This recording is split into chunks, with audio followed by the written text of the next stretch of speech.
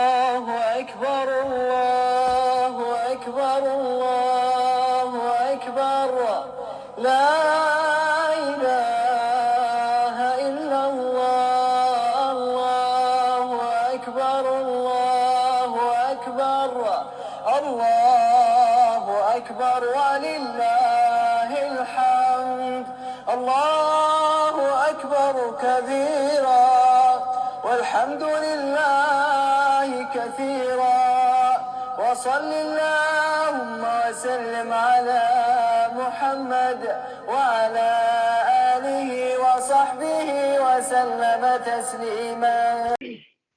أعوذ بالله من الشيطان الرجيم. بسم الله الرحمن الرحيم. إنا لمغرمون بل نحن محرومون. أفرأيتم الماء الذي تشربون أأنتم أنزلتموه من المزن أم نحن المنزلون. لو نشاء جعلناه أجاجا فلولا تشكرون. أفرأيتم النار التي تورون أأنتم أنشأتم شجرتها أم نحن المنشئون. نحن جعلناها تذكرة ومتاعا للمقوين. فسبح باسم ربك العظيم. فلا أقسم بمواقع النجوم وإنه لقسم لو تعلمون عظيم. إنه لقرآن كريم في كتاب مكنون لا يمسه إلا المطهرون. تنزيل من رب العالمين. أفبهذا الحديث أنتم مدهنون وتجعلون رزقكم أنكم تكذبون.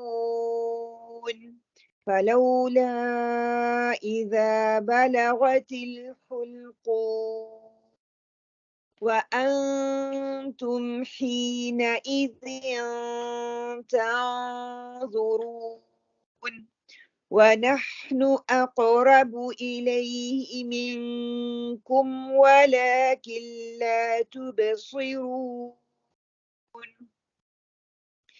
فلولا إن كنتم غير مدينين ترجعونها إن كنتم صادقين. فأما إن كان من المقربين فروح وريحان وجنة نعيم. وأما إن كان من أصحاب اليمين فسلام لك من أصحاب اليمين. وأما إن كان من المكذبين الضالين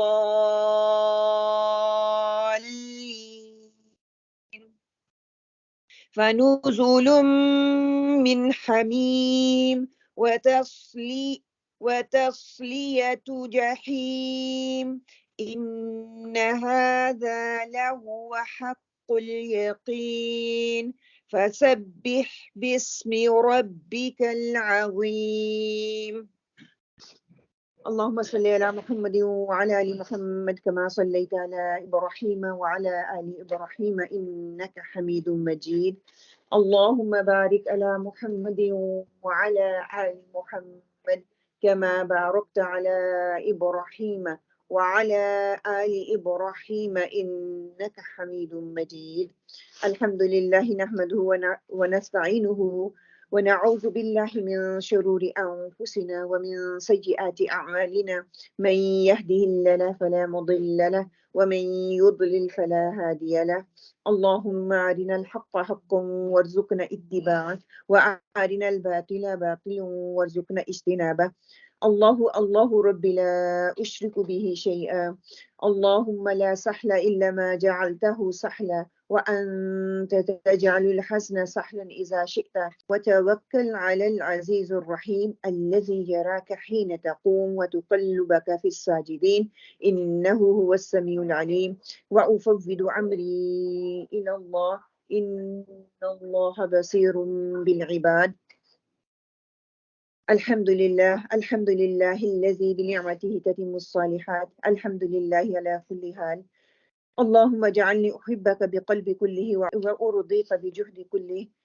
اللهم ثبتنا عند الموت بلا إله إلا الله. آمين اللهم آمين. اللهم اهدني وسددني. اللهم اهدنا وسددنا. اللهم اهدنا وسددنا. اللهم اغفر لي واهدني وارزقني وعافني. أعوذ بالله من ضيق المقام يوم القيامة. آمين اللهم آمين. رب اشرح لي صدري ويسر لي أمري واحلل عقدة من لساني يفقه قولي. ربي زدني علما ربي زدني علما ربي زدني علما.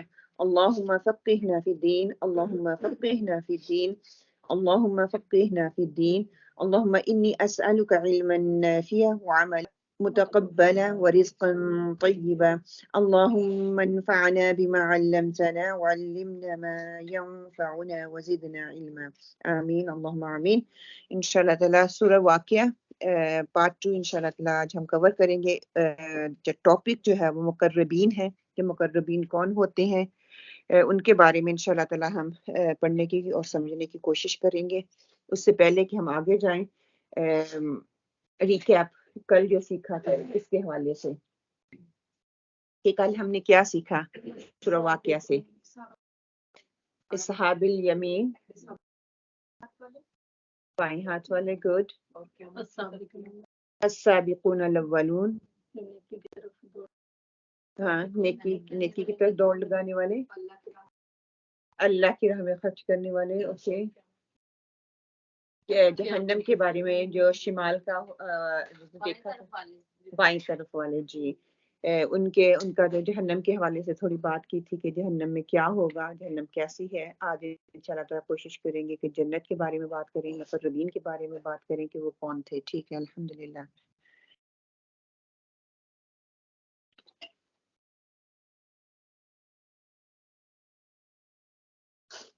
اوکے، ہم نے پڑھا تھا اصحاب شمال کے بارے میں، بتایا گیا تھا سابقون الاولون کے بارے میں کہ وہ دوڑ لگاتے ہیں نیکیوں کی طرف، اس میں شامل ہوتے ہیں اور اپنی نیکیوں کی دوڑ کی رکاوٹ میں کسی چیز کو نہیں آنے دیتے، کہ جو جم جاتے ہیں اس پہ، جس نیکی پہ وہ کرنے پہ اپنے آپ کو ٹھان لیتے ہیں اس پہ وہ اڑے رہتے ہیں. اور جہنم کے منظر پڑھ کر دل نہیں کر رہا کہ میری بھی آخرت ویسی نہ ہو، ہماری آخرت بہتر ہو، بلکہ السابقون الاولون جیسی ہو. اللہ تعالیٰ نے جیسے ان کو دینی ہے اصحاب الیمین جیسی ہو. کہ 2 جنتوں کے بارے میں ہم پڑھیں گے کہ وہ دونوں جنتوں میں کتنا فرق ہے تو دونوں ہی جنتیں لیکن اس میں کتنا فرق ہے انشاءاللہ. پھر کائنات پر غور و فکر کرتے ہوئے اپنے اندر مثبت سوچ کی پروان کو چڑھانا ہے کہ وہ کیسے پیدا کی جا سکتی ہے. کہیں یوم حسرت کے دن یہ نہ ہو کہ ہم بھی حسرت کرنے والوں میں نہ ہو جائیں کہ کاش ہم بھی کر لیتے، کاش یہ کر لیتے، کاش یہ کر لیتے. آج ہمارے پاس ٹائم ہے، مال ہے، صلاحیتیں ہیں، میں کہاں لگا رہی ہوں یہ سوچنے کی ضرورت ہے. یہ میری صلاحیتیں، میرا وقت، میرے اندر ابیلٹی رکھ دیے، وہ میں کہاں پہ لگا رہی ہوں. کہاں پہ وہ ضائع کر رہی ہوں، یا تو وہ اچھے جگہ پہ لگ رہی ہیں یا پھر وہ ضائع ہو رہی ہیں، دو کام ہی ہو رہے ہیں، دونوں میں سے ایک ہو رہا ہے، کیونکہ وقت ضائع کر دیا اس سے زیادہ ہو سکتا تھا، کہ کیونکہ ہمیں نہیں پتا کہ آج میرے پاس ٹائم ہے، کل میرے پاس ہے کہ نہیں ہے ٹائم. اگر میرے پاس آج ٹائم ہے تو اس کا بہترین میں استعمال کروں انشاءاللہ. اگر اس کا بہترین استعمال کروں گی تو اس کا رزلٹ بھی انشاءاللہ تعالی قیامت والے دن بہترین ہی ہوگا. آج 15واں روزہ ہے الحمدللہ. آج کا ذکر جو ہے لا الہ الا انت سبحانک انی کنت من الظالمین، کہ اے اللہ تعالیٰ ہم ہی اپنے اوپر ظلم کرنے والے ہیں. اللہ تعالیٰ سے جتنا ہو سکے پڑھیں. آپ کی کوئی مشکل ہے، پریشانی ہے، کسی تکلیف سے گزر رہی ہیں، اس کو دماغ میں رکھتے ہوئے حضرت یونس علیہ السلام کو اپنے دماغ میں رکھیں. اللہ تعالیٰ اگر ان کو ناممکن کو ممکن بنا کے ان کے لیے وہ چیز کر دیتا ہے تو ہمارے لیے ممکن بنانا اللہ سبحانہ تعالیٰ کی ذات کے لیے مشکل نہیں ہے. آج کی دعا رب ارحمہما کما ربیانی صغیرا، کہ اس سے بہتر دعا ہم اپنے والدین کو نہیں دے سکتے. اگر وہ زندہ ہیں تب بھی، اور اگر وہ فوت ہو چکے ہیں اللہ تعالیٰ ان کے درجات بلند کرے، اس سے بہتر چیز ان کو نہیں مل سکتی کہ اے میرے پروردگار میرے والدین پر رحم فرما جس طرح انہوں نے بچپن میں مجھے شفقت سے پالا. آج کی جو ٹپ ہے کہ صبح نہار منہ شہد کھانا، وہ تو چلے گی، آپ اپنے یہی ٹپ ہے اس کو کل کو کر لیجئے گا، ٹھیک ہے انشاءاللہ. آج کی سنت، اس سنت کو کے لیے اپنانا ہے کہ انشاءاللہ تعالی، اور یہ آپ صلی اللہ علیہ وسلم کی سنت تھی، اور یہ کہ صبح و شام کی دعا میں قل هو اللہ احد، اللہ تعالیٰ کو حاضر ناظر جانتے ہوئے سورۃ اخلاص پڑھنی ہے، اور اس طرح پڑھنی ہے کہ اللہ کے سوا کوئی شریک نہیں، اللہ کی اللہ، ہر جو اس کا میننگ ہے نا اس کو اپنے دماغ میں لا کے پڑھنی ہے. قل هو اللہ احد امیجن کریں، اللہ الصمد اس کو امیجن کریں، لم یلد ولم یولد ولم یکن له کفوا احد، کہ بے شک 2 دفعہ پڑھیں، 3 دفعہ پڑھیں، 4 دفعہ پڑھیں، اپنی نماز میں سورۃ اخلاص پڑھیں، اور ساتھ میں کوئی اور سورت جو ہے اس کو ملا لیں، ہے نا، کہ اس کے لیے جنت کی وعید ہے. جس نے وہ صحابہ نے پڑھا تھا کہ مجھے اس آیت سے اس سورہ سے محبت ہے، تو اس کو جنت کی خوشخبری سنا دی گئی تھی. اوکے، یہ تصویر آپ کو نظر آ رہی ہے، آپ کو کیا نظر آ رہا ہے؟ گاجر ہے، ٹھیک ہے. دوسری طرف ہاں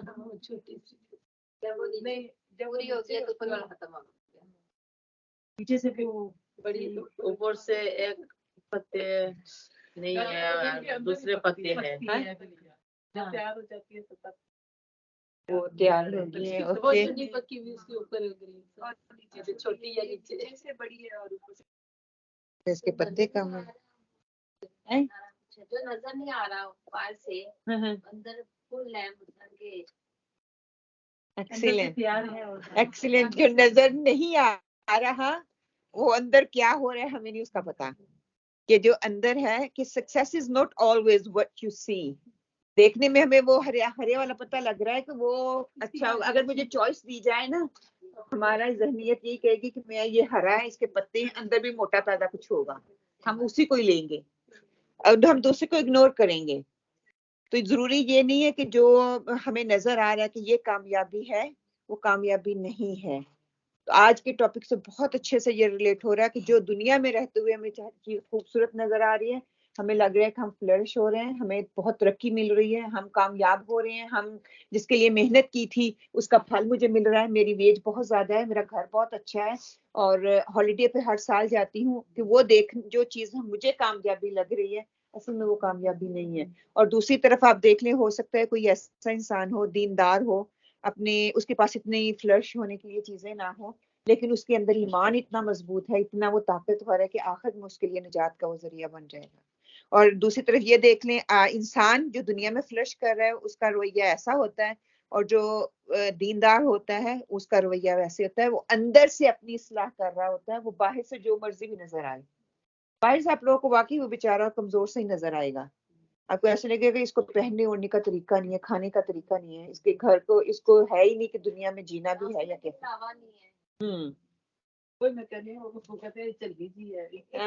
تو یہ دیکھ لیں پھر جو نظر آتا ہے، ایون تو یہ بھی یہ گورو ہی کی کوٹ ہی ہے نا جو اس میں فٹ بیٹھ رہی ہے. ہماروں اپنوں کی تو نہیں ہے نا، وہ بھی یہی چیز کو سوچتے ہیں کہ دس از ناٹ دا سکسیس جس کو ہم دیکھ رہے ہیں. اگر ہم اب دین کے حوالے سے لے لیں تو اس میں کتنا بڑا سبق ہے ہمارے لیے.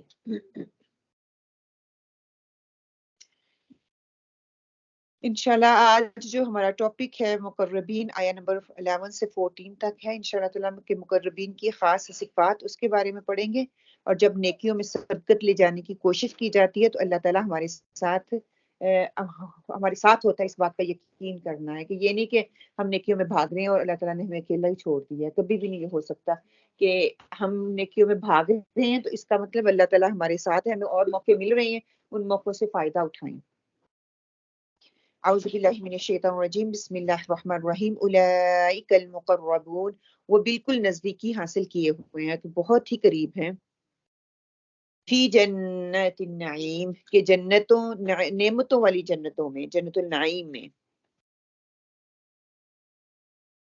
مقربین کون ہوتی ہیں؟ یہ قرب کی بات پہلے کر دی اور بتا دیا کہ اللہ کا قرب جنت سے بڑی نعمت ہے.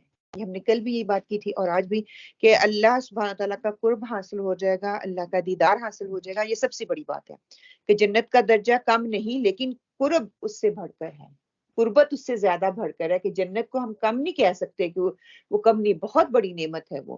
لیکن اس جنت میں جیسے وہی بات ہم کرتے ہیں نا کہ اس جنت کا فائدہ کیا جہاں پہ میں جاؤں اور میرے بچے نہ جائیں. وہ جنت ہی کیا جہاں پہ اللہ تعالیٰ کا دیدار نہ ہو، اللہ تعالیٰ کی قربت، اللہ کی محبت ہمیں نصیب نہ ہو.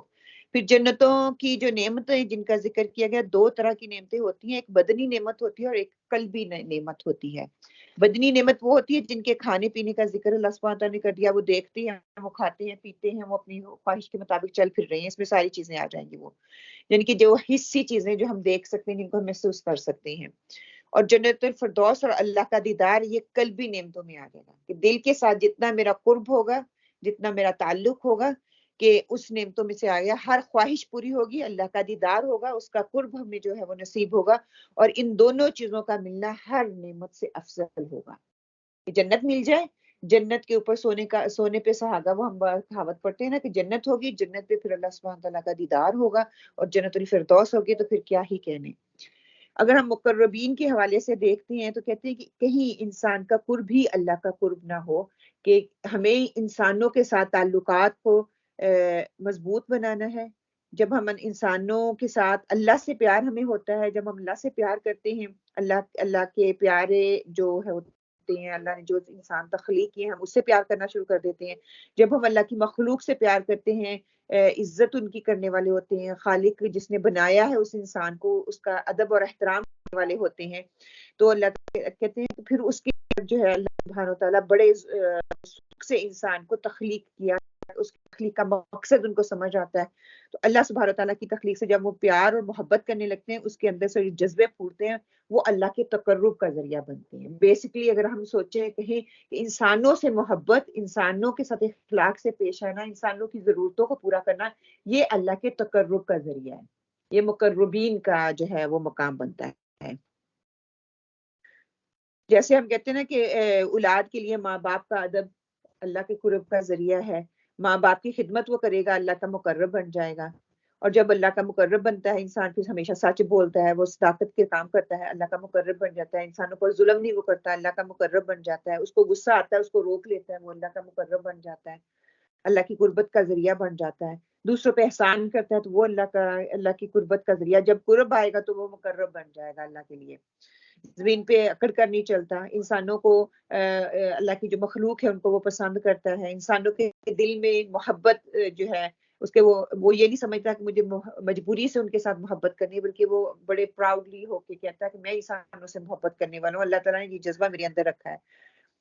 کہتے پھر اللہ کی جو لوگ ہیں، جو انسانیت ہے، اس کے لیے وہ صدقہ خیرات جب وہ دیتا ہے، انسان کی خدمت کرتا ہے، اس کے اندر سے جو جذبے پھوٹتے ہیں، ان جذبوں کی وجہ سے وہ اس کی محبت اللہ کے زیادہ قربت کا ذریعہ بن جاتی ہے. جیسے ہم بھی اللہ کی راہ میں خرچ کرتے ہیں تو ہمارے اندر ایک احساس، ایک فیلنگ آتی ہے نا، جو کہ ایکسپلین بھی نہیں ہم کر سکتے. ہم بہت خوشی محسوس ہوتی ہے اور ایسا فیل ہوتا ہے کہ اس اور کوئی ہو ہی نہیں سکتا. بے شک میں نماز پڑھ کے ہٹی ہوں، میری اپنی پرسنل عادت ہے، اس سے مجھے سکون ملتا ہے.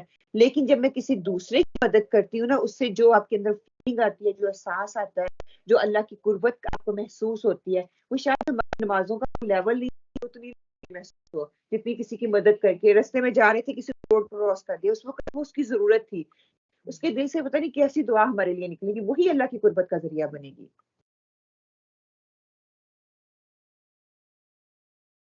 پھر اگر ہم ٹھنڈے دل سے غور کریں تو بات سمجھ میں آ سکتی ہے کہ ہم جسے برداشت نہیں کرتے اسی کو تو اللہ سبحانہ تعالیٰ نے پیدا فرمایا۔ اللہ تعالیٰ نے اپنی کائنات میں اپنے نہ ماننے والوں کو خود پیدا فرما کر راز ہمارے پہ کر دیا کہ اللہ اپنے نہ ماننے والوں کو صرف پیدا ہی نہیں فرماتا بلکہ انہیں رزق بھی عطا کرتا ہے، تو کو دیتا ہے۔ ہم دیکھ رہے ہیں نا ہمارے ارد گرد سب کو ہر چیز ملی ہوئی ہے، جو مسلمانوں کو ملی ہوئی ہے وہی دوسروں کو ملی ہوئی ہے، جو اللہ کے ماننے والوں کو ملی ہوئی ہے۔ پھر اللہ کے مقرب اس بات سے آگاہ ہوتے ہیں کہ کافروں کو دین حق کی دعوت اس لیے دی جائے کہ اللہ کی رضا حاصل کی جائے، اللہ کی قرب حاصل کیا جائے۔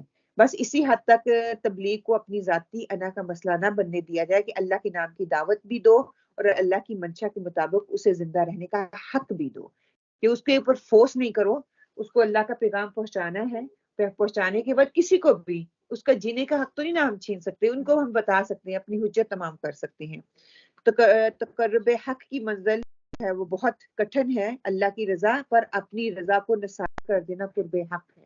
اللہ کا قرب پانے کا حق ہے کہ اللہ کو جو پسند ہے وہی میں اللہ کی پسند میں خوش ہو جاؤں، اللہ کی رضا پہ میں خوش ہو جاؤں، اور اللہ کی مخلوق کو اللہ کی مخلوق سمجھنا قرب حق ہے۔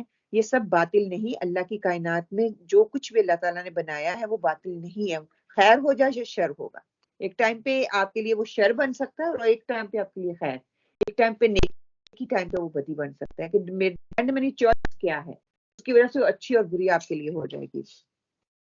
جیسے ایک لمحہ تھا ابلیس بہت اچھا تھا اور ایک ہی لمحے میں وہ کیا بن گیا، اللہ کا نافرمان بن گیا۔ ہم جب ڈیسیژن بنا لیتے ہیں ایک ہی لمحے کی بات ہوتی ہے نا، ایک ٹائم پہ ہم اچھے ہوتے ہیں اور ایک لمحے میں منہ سے ایسی زبان سے بات نکل آتی ہے تو ہم برے بن جاتے ہیں۔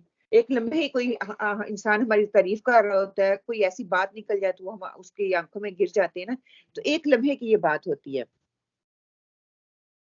اللہ کے مقرب جانتے ہیں کہ اللہ کا ہر عمل درست، اس کا ہر فعل مبارک، مقرب گلہ اور شکوہ نہیں کرتا۔ جو اللہ کا قربت حاصل کرنے والا ہے، اللہ کے قریب جانے والا ہے، وہ گلہ اور شکوے نہیں کرتے۔ تقرب حق کی منزل جھگڑے اور فساد کی منزل نہیں، یہ تسلیم و رضا کی منزل ہے، محبت کی منزل ہے، یقین اور ایمان کی منزل ہے۔ اگر ہم ان کو طے کر لیں گے تو اللہ کی جو ہے قربت کا ذریعہ ہم بن جائیں گے، اللہ کے قریب چلے جائیں گے۔ اور یہی بات آپ صلی اللہ علیہ وسلم نے بتائی کہ جس کا لقب بھی رحمت للعالمین کہہ دیا گیا ان کو، انہوں نے بھی کر کے ہمیں دکھایا، صرف بتایا نہیں، انہوں نے کر کے دکھایا کہ اللہ کی قربت کس طرح سے حاصل کی جا سکتی ہے۔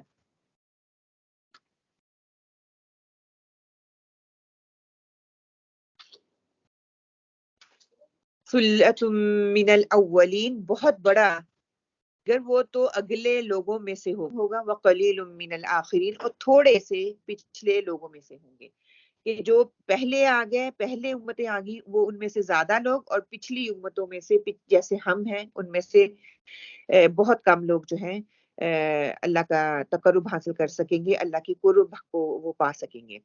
اس میں مختلف علماء کی مختلف آراء ہیں، انشاءاللہ تعالیٰ میں وہ آپ کے سامنے رکھ دیتی ہوں کہ اولین کون ہے اور آخرین کون ہے۔ اس کے لیے مختلف آراء ہمارے سامنے آتی ہیں۔ کچھ کہتے ہیں کہ آدم سے لے کر محمد صلی اللہ علیہ وآلہ وسلم تک جتنے لوگ آئیں وہ اولین کہلائیں گے، وہ مقربین کہلائیں گے، وہ اللہ کی قربت کا ذریعہ بنیں گے۔ ٹھیک ہے، آدم علیہ السلام سے لے کے محمد صلی اللہ علیہ وآلہ وسلم۔ آخرین کون ہے؟ اگرچہ بعد والوں کی تعداد کم ہے، مقربین میں سے یعنی کہ آپ صلی اللہ علیہ وسلم کے بعد سے لے کر قیامت تک جتنے لوگ آئیں گے یہ وہ آخرین میں سے ہوں گے۔ ایک یہ رائے ہوگی، اور دوسری رائے یہ ہے کہ بعض نے کہا کہ اس سے مراد ہر امت کے اولین اور آخرین مراد ہے، ہر امت کے، کہ جو اولین اور آخرین، جیسے کہ نبی کریم صلی اللہ علیہ وسلم کی امت کے اولین کون تھے؟ صحابہ کرام تھے، تابعین تھے، تبع تابعین تھے، اور اس کے بعد جتنے بھی آپ صلی اللہ علیہ وسلم کو ماننے والے ہیں، جو اس وقت مشکل حالات میں آپ صلی اللہ علیہ وسلم کے ساتھ تھے، اس مشکل وقت میں آپ ساتھ دیا. اوبویسلی جب مشکل حالات ہوتے ہیں اس میں پہلا قدم پہلا قطرہ بننے والے ہی زیادہ اجر کی باعث بنتے ہیں, انہیں کو زیادہ اجر دیا جاتا ہے. بعد میں آنے والے جو ہوتے ہیں نا وہ ایک دیکھیں بنی بنائی چیز ان کے سامنے آ جاتی ہے, ان کو اس طرح کی مشقتیں اور مشکلیں اور پریشانیوں کو جھیلنا نہیں پڑتا جس طرح کو پہلے سٹیپ پہ جن لوگوں نے اس مشکلوں اور پریشانیوں کو لیا ہوتا ہے. آپ صلی اللہ علیہ وسلم کی حدیث میں کا مفہوم ہے کہ آپ صلی اللہ علیہ وسلم نے فرمایا مجھے امید ہے کہ تم جنتیوں کا نصف ہوگے. ایک اور حدیث میں آتا ہے کہ آپ صلی اللہ علیہ وسلم نے فرمایا کہ میری امت کے لوگوں کی 80 صفیں ہوں گی اور باقی جو ہے میں کل بھی پڑھا تھا نا 120 ٹوٹل ہوں گی اور 80 جو ہوں گی وہ آپ صلی اللہ علیہ وسلم کی امت کے لوگوں کی ہوں گی. اور مقربین پہلے لوگوں میں سے زیادہ ہوں گے یعنی کہ سلف میں سے اور بعد والوں میں کچھ کم ہوں گے. یہ ڈفرنٹ رائے ہے, اس میں احادیث کا بھی حوالہ ہمیں ملتا ہے. احادیث میں بھی جب آپ صلی اللہ علیہ وسلم نے کہا تھا آپ صلی اللہ علیہ وسلم نے فرمایا کہ مجھے امید ہے کہ کل اہل جنت کی چوتھائی تم ہو بلکہ تہائی تم ہو بلکہ آدھوں کا آدھا تم ہو اور تم آدھی جنت کے مالک ہوگے اور باقی آدھی تمام امتوں میں تقسیم ہوگی جن میں سے تم بھی شریک ہو. یہ حدیث مسند احمد کی ہے کہ پہلے آپ صلی اللہ علیہ وسلم نے کہا آپ چوتھائی حصہ ہو, پھر کہا نہیں اس سے بھی تھوڑا بڑا آ گیا, پھر کہہ دیا کہ آدھا حصہ ہو.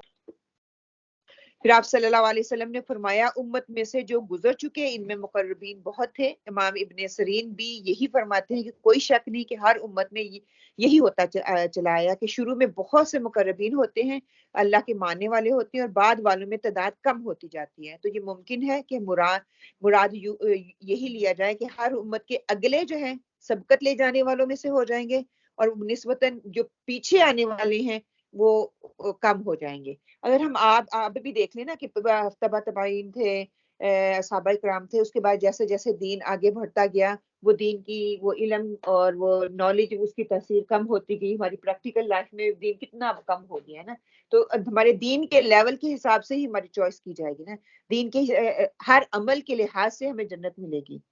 اسی طرح انہوں نے اتنی مشکلوں میں اگر آج کوئی اتنا ہارڈ ٹائم ہے ہم اپنے دین پہ جمے ہوئے ہیں تو ہو سکتا ہے ہمارے بعد والے آنے والوں سے ہم بہتر ہوں اور ہمارے جو گزر چکے ہیں وہ ہم سے بہتر ہوں. کہ ہمیشہ جو پہلے آنے والا ہوتا ہے وہی زیادہ اجر کا مستحق ہوتا ہے. ہم بھی کہتے ہیں پہلے آؤ پہلے پاؤ, وہی بات ہے. پھر آپ صلی اللہ علیہ وسلم نے کی حدیث کا مفہوم ہے کہ سب زمانوں میں بہتر زمانہ میرا زمانہ ہے, پھر اس کے بعد والا زمانہ ہوگا, پھر اس کا متصل زمانہ یعنی کہ اس کے بعد والا زمانہ. ایک اور حدیث میں یہ بھی آیا ہے کہ میری امت کی مثال بارش جیسی ہے, نہ معلوم کہ شروع زمانے کی بارش بہتر ہو یا آخر زمانے کی. جس طرح کے ہو سکتا ہے شروع والی اتنی بہتر نہ ہو آخر والی بہتر ہو, کہ ایک بارش کی طرح مثال دے کے آپ صلی اللہ علیہ وسلم نے سمجھایا کہ جس طرح دین کے شروع کے لوگوں کی ضرورت تھی جو اس کی تبلیغ اپنے بعد والوں کو کریں گے, اسی طرح آج بھی اسے قائم رکھنے والوں کی ضرورت ہے جو لوگوں کو سنت پر جمائے رکھیں, اس کی روایتیں کریں اور اسے لوگوں پر ظاہر کریں, لیکن فضیلت اول والوں ہی کو رہے گی.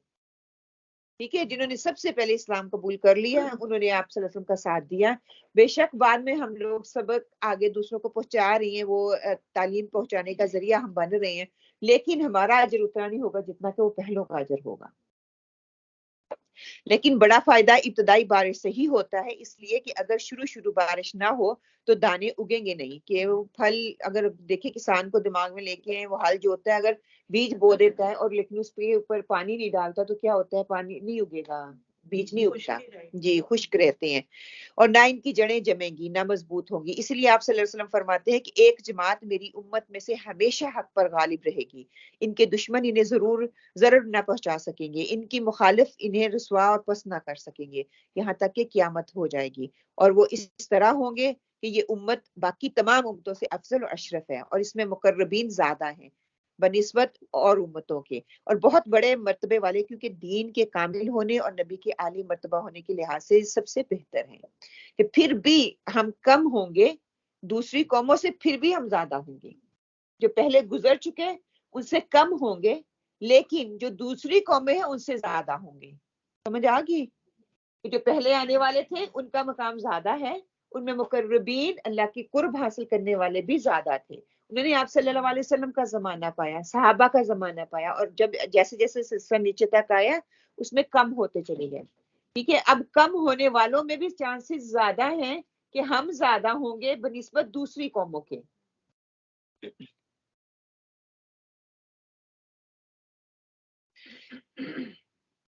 آپ صلی اللہ علیہ وسلم نے فرمایا اس امت میں سے 70,000 لوگ بغیر حساب کے جنت میں جائیں گے اور ہر 1000 کے ساتھ 70,000 اور ہوں گے. سبحان اللہ کہ 70,000 لوگ بغیر حساب کے جنت میں ڈالے جائیں گے اور ہر 1000 بندہ 70,000 لوگوں کو اپنے ساتھ لے کے جائے گا. تو 70 کو 70 سے ڈیوائڈ کر لیں پھر ایچ پرسن 70 اپنے ساتھ لے کے جائے گا. یہ طبرانی کی روایت ہے. وہ کہتے ہیں کہ اس کی قسم جس کے ہاتھ میں میری جان ہے تم میں سے ایک بہت بڑی جماعت قیامت کے روز کھڑی کی جائے گی جو اس قدر بڑی اور گنتی میں زائد ہوگی کہ گویا رات آ گئی زمین کے تمام کناروں کو گھیر لیا گیا. فرشتے کہنے لگیں گے سب نبیوں کے ساتھ جتنے لوگ آئے ہیں ان سے بہت بہت زیادہ جو ہے محمد صلی اللہ علیہ وسلم کے ساتھ کھڑے ہیں.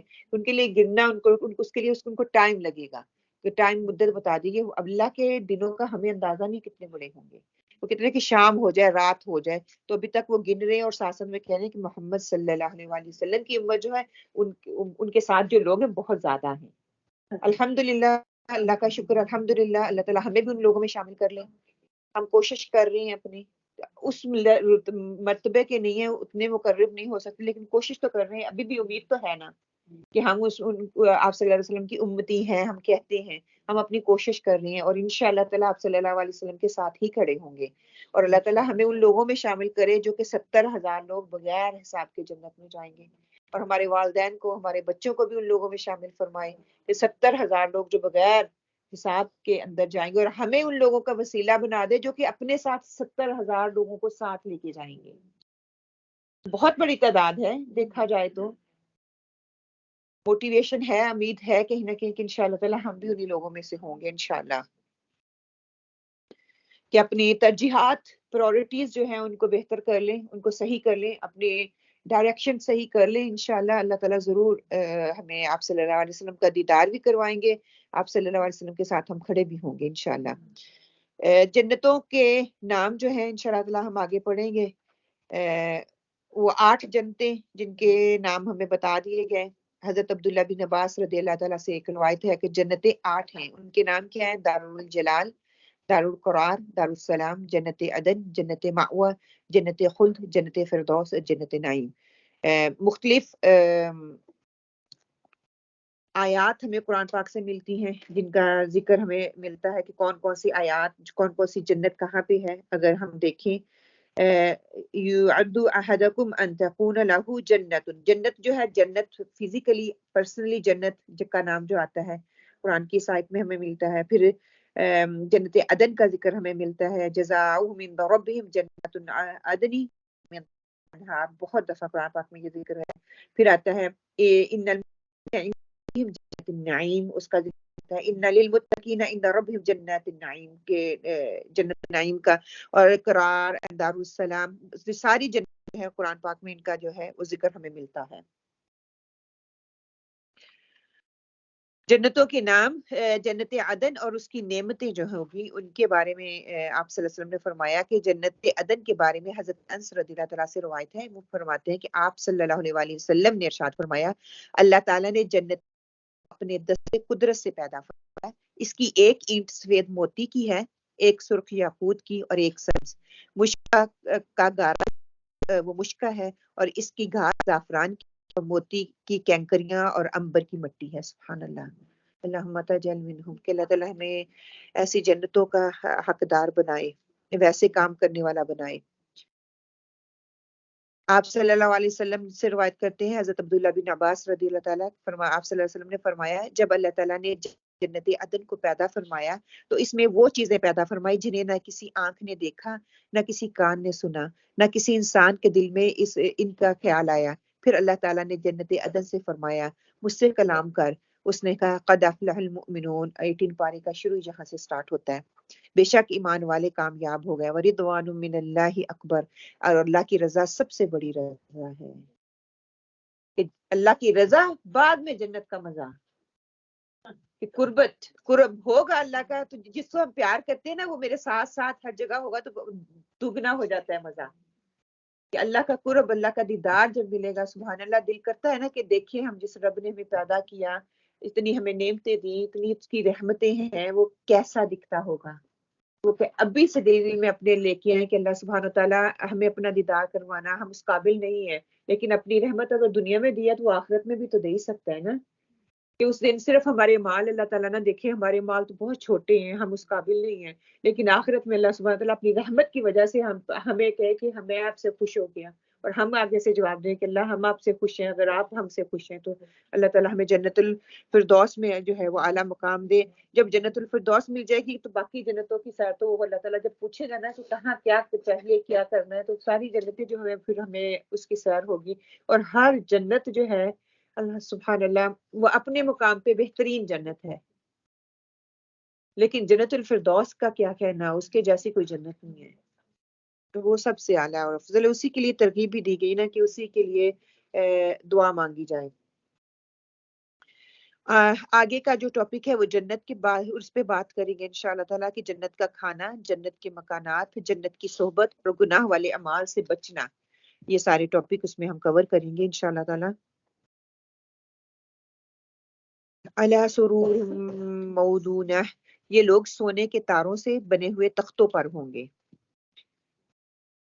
کہ موضون جو ہوتے ہیں اس میں مضبوطی کا جو ہے نا وہ مضبوطی کے ساتھ بنا ہوا کسی چیز کو مضبوطی سے ساتھ چننے کو یا بننے کو، جیسے ہم کہتے ہیں کوئی چیز پر پاکستان میں منجیاں بناتے ہیں نا، ہاں تو اس کو بڑی خوبصورتی کے ساتھ پیٹرن بنا کے ڈیزائن بنا کے اپنی ویسا سیٹ ہی کوئی ہوگی، صوفہ کوئی ہوگا جہاں پہ وہ بیٹھے ہوں گے، کہتے ہیں صوفے جو ہیں سونے کی تاروں سے وہ بنے گئے ہوں گے، اور ایسی بنائی ہوگی جس میں ستارے اور موتی بھی لگائے گئے ہوں گے، چبھنے والے نہیں ہوں گے، چبھ نہیں رہے ہوں گے، دنیا کی کسی چیز پہ موتی یا ستارے لگا لیے جائیں وہ چبھتے ہیں، انکمفرٹیبل فیل ہوتی ہیں، لیکن یہ خوبصورتی کو ظاہر کر رہی ہیں، اور انتہائی خوبصورت ہوگا وہ جو بنائی ہوگی نا وہ اتنی خوبصورت ہوگی کہ بندہ دیکھ کے حیران رہ جائے گا۔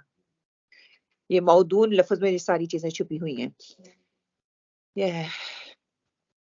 متکئین علیہ متقابلین، ایک دوسرے کے سامنے تکیہ لگائے بیٹھے ہوں گے، اور وہ امیجن کریں کہ ایک دوسرے کے سامنے تکیہ لگا کے کہ وہ کیسی پوزیشن جو ہے وہ ظاہر کی جا رہی ہے کہ جنتی جہاں بھی بیٹھیں گے تکیہ لگا کے بیٹھے گی، جہاں پہ بھی جنتیوں کا ذکر آئے گا وہاں پہ تکیے کا ذکر آتا ہے، کیوں؟ کیونکہ راحت اور سکون کی طرف اشارہ کیا جا رہا ہے۔ یاد ہو پاکستان میں بڑے بڑے تکیے رکھے ہوئے ہوتے تھے نا، مہمان آتا تھا تو فوراً سے لا کے اس کے پاس رکھتے تھے کہ تھک کے آئے ہو تو اب ریلیکس ہو کے بیٹھو، وہ ایک کیفیت نا دی جا رہی ہے کہ راحت اور سکون کی طرف اشارہ ہے۔ آمنے سامنے سے دیکھیں گے، حسد کینہ اور بغض ان کے اندر نہیں ہوگا۔ اگر ہم اپنے دیکھ لیں کہ دلوں کی صفائی اور باادب ہونے کی طرف اشارہ ہے، بہترین طریقے سے بیٹھنا۔ اگر ہم اسی طرح بیٹھے ہوئے ہیں تو ایک دوسرے کی طرف بیک کر کے بیٹھے ہوئے کس چیز کو ظاہر کرتا ہے؟ اگنورنس، ہاں اگنور کر رہے ہیں۔ دوسرا تکبر ہے کہ تو کون ہے، میری نشست جو ہے وہ آگے ہے، آپ لوگ بیٹھو پیچھے، ہے نا، ایک دوسرے کے ہم ابھی تو اس طریقے یہ نا، میں ویسے کہہ رہی ہوں کسی محفل میں جو کہ اسپیشل خاص محفل ہوتی ہے، اپنوں میں ہم بیٹھے ہوتے ہیں تو ہم بڑوں کا بھی احترام کرتے ہیں، کہتے ہیں دوسروں کو بیک نہ ہو، اگر 1 to 1 بیٹھے ہو تو 2-3 لوگ بیٹھے ہو تو کہتے ہیں کہ سرکل بنا کے بیٹھو یا ایک دوسرے کی طرف فیس کر کے بیٹھو، اس طرح نائس نہیں لگتا نا۔ تو وہ بتایا گیا کہ وہ بے ادب نہیں ہوں گے، وہ بد اخلاق نہیں ہوں گے، کہ ان کے اندر سے حسد بغض کینہ ساری صفائی ہوئی۔ اللہ تعالیٰ جنت میں داخل ہی اگر کسی کے اندر ہوگا نا، وہ سورہ اعراف پڑھیں گے اس میں تو اللہ تعالیٰ اس کو صفائی کر کے جنت میں بھیجیں گے، ان کے اندر کوئی ایسی چیز ہوگی نہیں۔ کہ دنیا میں انسان کا رویہ کیا ہوتا ہے جب ہم اس طرح بیٹھتے ہیں، بہترین گھر ہمارے پاس ہے، بہترین فرنیچر ہمارے پاس ہے، بہترین لکشری لائف ہمارے پاس ہے، لیکن دن میں خوشی نہیں ہے۔ اس گھر میں میاں بیوی دو رہنے والے، ان کے درمیان آپس پیار محبت اتفاق ہی نہیں ہے نا، کہ وہ ہاں اندر سے سکون نہیں ہوتا، دل مڑے ہوئے ہیں، کیا فائدہ اس طرح کی سہولتوں کا۔ کہتے ہیں نا کہ ایک بندہ کسی غریب کو دیکھ کے کہتا ہے وہ اتنا خوش ہے، اتنا مطمئن ہے، اور میرے پاس لاکھوں کی نا پراپرٹی ہے، مال ہے، بنگلہ ہے، نوکر چاکر ہے، لیکن مجھے سکون نہیں ہے۔ جس کے پاس یہ اس طرح سارا کچھ ہونے کے باوجود اس کا رویہ یہ ہوتا ہے کہ اچھا مجھے یہ ساری چیزیں چاہیے، مجھے وہ سکون چاہیے۔ وہ دیکھیں رات کو ایک کام کرنے والا انسان جو ہے، محنت مزدوری کرنے والا بڑے سکون سے جا کے سوتا ہے، اور لاکھوں میں کھیلنے والے ان کو رات کو نیند نہیں آتی، وہ گولیاں کھا کے سوتی ہیں، ڈپریشن میں رہتے ہیں، ان کو دوسری لوگوں کی فکر رہتی ہے نا۔ وہ جو بیچارہ رات کو کمائی کر کے آتا ہے، تھک ہار کے سو جاتا ہے، اللہ کا شکر ادا کرتا ہے جتنا ہے اس میں گزارا کرتا ہے، اگلے دن پھر نکل جاتا ہے۔ جو دنیا کی دوڑ میں لگے ہوئے ہیں تو پھر اسی طرح ہی ہے نا، پھر ڈپریشن ہوتا ہے، ڈپریشن کی گولیاں کھاتے ہیں، اس سے بھی سکون نہیں ملتا، دوز بڑھتی جاتی ہے، پھر کیا دنیا سے بھی ہم لاچار اور اپنے اعمال سے بھی لاچار. جب ہوش ہی نہیں ہوتی تو اعمال ہم نے کیا کرنے ہیں. آپ صلی اللہ علیہ وسلم کی حدیث کا مفہوم ہے، آپ صلی اللہ علیہ وسلم نے فرمایا ایک دوسرے سے بغض نہ کرو، حسد نہ کرو، ایک دوسرے سے پیٹھ نہ پھیرو، یعنی کہ ایک دوسرے سے منہ نہ موڑو، اور اللہ بندو بھائی، اللہ کے بندوں کے بھائی بھائی بن جاؤ، اور کسی مسلمان کے لیے جائز نہیں کہ وہ اپنے بھائی کو چھوڑ دے 3 دن سے زیادہ اس سے بات نہ کرے. تو ہم دیکھ لیں کہ سال کے مہینے گزر جاتے ہیں، انسان مر جاتے ہیں، جب مر جاتے ہیں جنازے پہ پھر ہم جاتے ہیں. ویسے ہم نے کہا میرا منہ نہیں دیکھنا، اس کو میرے جنازے پہ میرا منہ دیکھنے دینا کیا فائدہ. مرنے والے سے کیا شکوا، مرنے والے سے شکوا تو اب وہ تو مر گیا ہے نا. ہاں، زندگی میں اس کے آ کے ملتے، اپنے شکوے گلے دور کرتے، اب دنیا کے لیے گئے ہیں نا، دنیا کیا کہے گی، رشتے دار کیا کہیں گے، وہ اب مرنے پہ بھی نہیں آیا. دل میں تو ابھی بھی میل ہے، دل میں بھی ابھی بھی میں اس کے لیے خوش نہیں ہوں. ابھی میں کہتی ہوں اللہ پوچھے گا، اب دیکھیں گے حساب کیسا ہوتا ہے. صحیح کرتی ہے نا، اگر وہ دنیا میں بھی نہیں مل رہے تو مرنے پہ دکھاوے کے لیے نہیں نا جاتی. دوگلا پن تو نہیں ہے نا، جو وہ ہیں وہ دکھا رہے ہیں. پھر ہمیں بھی ان کو برا نہیں کہنا چاہیے. پتہ نہیں دوسرے بندے نے اس کو کتنی تکلیف دی ہے، ہمیں نہیں پتا. کوئی کسی سے ایسی دور نہیں ہو جاتا. میں یہ نہیں کہہ رہی کہ دور ہو جائیں، اگر کہیں ایسی بات ہو رہی ہے تو اس کے اندر دوگلا پن نہیں ہے. ٹھیک ہے، اگر تو ملنا نہیں چاہتا تو میں بھی ملنا نہیں چاہتا. تیری زندگی میں نہیں ملا تو میں تیرے مرنے پہ مجھے کیا حاصل ہو جائے گا. میک سینس ہی نہیں. پھر میں دنیا کے لیے جا رہی ہوں نا، دل میرا جا نہیں کر. کیونکہ جب رابطے بہت سال گزر جاتے ہیں نا، آپس میں وقفہ آ جاتا ہے تو وہ کنیکشن آپ کا نہیں ہوتا. تو پھر آپ نہ چاہتے ہوئے بھی وہاں پہ جائیں گے، لوگوں کی باتیں سن کے آئیں گے، پھر آپ واپس آ کے اور پڑیں گے، پھر کہیں گے کہ نیکسٹ ٹائم میں نے اب جانا ہی نہیں ہے. پھر جاتے ہیں. پھر اب کیا دنیا میں اب ختم ہے تو تب بھی جانا ہے، اب 9ویں کا ختم ہے تب بھی جانا ہے. لوگ کیا کہیں گے؟ بس ہمیں لوگوں کی فکر ہے. میں یہ نہیں کہ اللہ نے میرے آگے کی منزلیں خراب ہو رہی ہیں اور اس کی بیچارے کی بھی ہو رہی ہوں گی جو چلا گیا ہے. وہ تو چلا گیا. اگر دنیا میں رہتے ہوئے تبھی بندہ معاف کرا لے، لیکن اپنے اتنی پھر کلوز نہ ہو، لیکن معافی تلافی اسی وقت کر لے. دل صاف کر لے. دل صاف کرنے کے بعد یہ بھی ہو سکتا ہے دل میں رہ جاتی ہے، لیکن اس کو اتنی طول نہ دے کہ آپ کے رابطے ٹوٹ جائیں. اسپیشلی جو آپ کے بلڈ ریلیشن ہے نا، اس کے ساتھ تو نہیں. سلام دعا ضرور رکھیں تاکہ ایسے موقع آئیں نہ کہ کسی کی کوئی فوت ہو اور اس پہ پھر ہم اس کے جنازے پہ نہ جا سکیں، دعا کے لیے نہ جا سکیں. انسان یہ تکلیف کے رویوں سے پہنچتی ہے، لیکن یہ کہ اس کو اپنے اندر مضبوط نہ کر لیں، مگر ساتھ ساتھ اس کو باہر نکال کے. ہاں دیکھیے، صفائی نہیں کریں گے، ڈسٹنگ نہیں کریں گے تو ہر چیز پر ڈسٹ جم جاتی ہے نا. ویسے ہی دل ہے، ساتھ ساتھ صفائی ہمیں کرنی ہے. یہی تزکیہ ہے. اگر میں صفائی نہیں کروں گی، میرے اندر 1 برائی 2 4 5 7 بن گی تو میں تو کچھ اور ہی بن جاؤں گی. ہاں، کالا نشان بن جاتا ہے. اور وہ واضح ہوتا ہے 1 سے 2 2 سے 4 4 سے 6، پھر وہ بڑھتا جاتے، پھر کم نہیں ہوتے. مجھے ساتھ ساتھ ڈسٹنگ کرتی جانا ہے، ساتھ ساتھ صفائی کرتے جانا ہے. تو وہ قیامت کے دن اللہ سبحانہ تعالیٰ اس کی طرف دیکھیں گے نہیں. ہاں، اب دیکھیں وہ دن اتنا سخت ہوگا کہ لوگ انتظار کر رہے ہوں گے نا کہ اللہ ہمارا حساب کتاب کرے تو میں کسی پاس سے لگے. وہ جو ہے نا اس دن اللہ سبحانہ تعالیٰ اس شخص کے لیے کتنی بڑی وہ ہے نا حسرت ہوگی نا اس دن. ویسے تو قیامت کے دنوں میں سے حسرت قیام الحسرت ہے نا، کہ حسرت ہوگی انسان کو کہ میں کیا کر کے آیا ہوں. کہ دنیا میں ہم یہ کیوں نہیں کرتے، کیوں نہیں ہمارے دل میں آتا ہے؟ اسی وجہ سے، انا کی وجہ سے. میں کیوں صلح کروں؟ وہ کر لے. چلو ایک ہم میں سے اگر چلو ہمیں علم آ رہا ہے، ہم ڈھیلے پڑ جائیں، ہم اپنے آپ کو مار دیں. کہ اللہ تعالیٰ کہتے ہیں نا کہ جو حق پہ ہوتے ہوئے بھی پھر بھی آگے ہوتا ہے تو اللہ تعالیٰ اس انسان کو پسند فرماتے ہیں. تو کیوں نہ پھر ہم اللہ کی پسند قرب حاصل کرنا چاہ رہے تو ہمیں پھر اس طرح کی تکلیفیں سہنی پڑیں گی. دنیا کی تو کچھ بھی نہیں ہے. اگر دونوں طرف سے وہ بھی کہے میں بھی نہیں اور آپ بھی کہے میں بھی نہیں، تو پھر تو obviously دوریاں ہی آئیں گی نا، کھچاؤ ہی بڑھتا جائے گا، کبھی بھی نزدیکیاں نہیں آئیں گی. شیطان تو پہلے ہی چاہ رہا ہے کہ یہ نزدیکیاں نہ آئیں. ایک سیکنڈ کا نہیں پتا، ایک سیکنڈ کا نہیں پتا.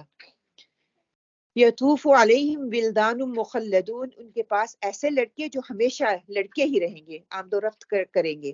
بِأَكْوَابٍ وَأَبَارِيقَ وَكَأْسٍ مِّن مَّعِينٍ، اور اب خورے اور جگ لے کر، ایسا جام لے کر جو بہتی ہوئی شراب پر ہوگا. یہ ان کے اس وقت جو ان کو سرو کرنے والے ہوں گے لوگ، وہ کہتے ہیں کہ اتنے جوان اور ینگ ہوں گے اور ان کے ہاتھوں میں اسپیشلی طور پہ نا بتایا گیا کہ کس طرح کے ان کے ہاتھوں میں برتن ہوں گے. دنیا میں بھی عورت ہونے کے ناطے ہم اس چیز کو زیادہ بہتر سمجھ سکتے ہیں. کوئی چیز ہینڈل کے ساتھ ہو اس کی اپنی خوبصورتی ہے, کوئی ہینڈل بغیر ہو تو اس کی اپنی خوبصورتی ہے. عرب جو ہے نا وہ جب جس کپ میں چائے پیتے ہیں وہ ہینڈل کے بغیر والے کپ میں چائے پیتے ہیں, اور ان کو انہی کی زبان میں بتایا گیا کہ وہ آپ کے لیے اسپیشل ہوں گے, ان کے ساتھ ہینڈل ہوں گے. اب تو ہم کپ لیتے ہیں نا ہر ایک کے ساتھ ہی ہینڈل ہے, لیکن آپ عرب کے دیکھیں وہ جس میں چائے وغیرہ پیتے ہیں وہ بالکل نارمل گلاس کی طرح ان کے ہیں.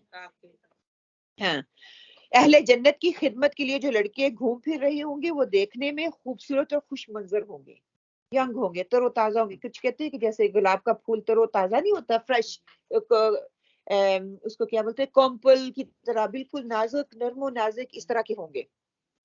اہل جنت کے بیٹھنے کا مقام جو ہے وہ بتایا گیا کہ مسلم احمد کی روایت میں ہے کہ ادنا درجے کی جنت کا گھر, منظر یا ڈرائنگ روم اتنا بڑا ہوگا جس کو وہ 2000 سال کے فاصلے سے دیکھ سکتے.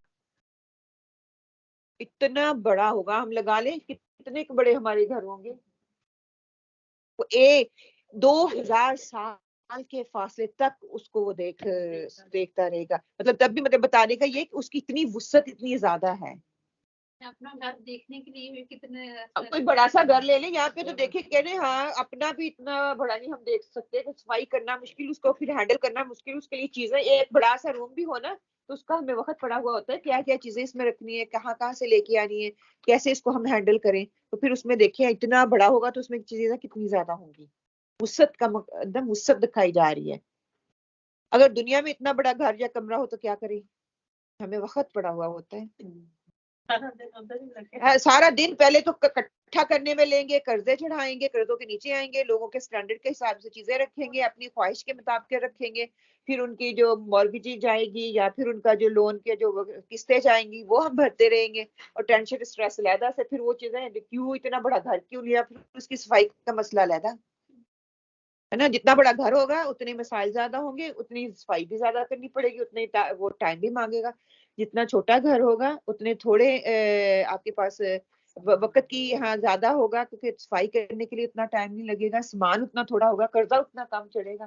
لیکن ہم جب خواہشوں کے پیچھے چل رہے ہوتے ہیں یہ چیزیں ہم نہیں نا دیکھتے, وہ کہتے اس کا گھر تو بہت بڑا تھا, مجھے اس سے بڑا لینا ہے, بس کچھ ہو جائے میں نے اس سے بڑا لینا ہے, اور اس سے بھی اچھی چیزیں ڈالنی ہیں.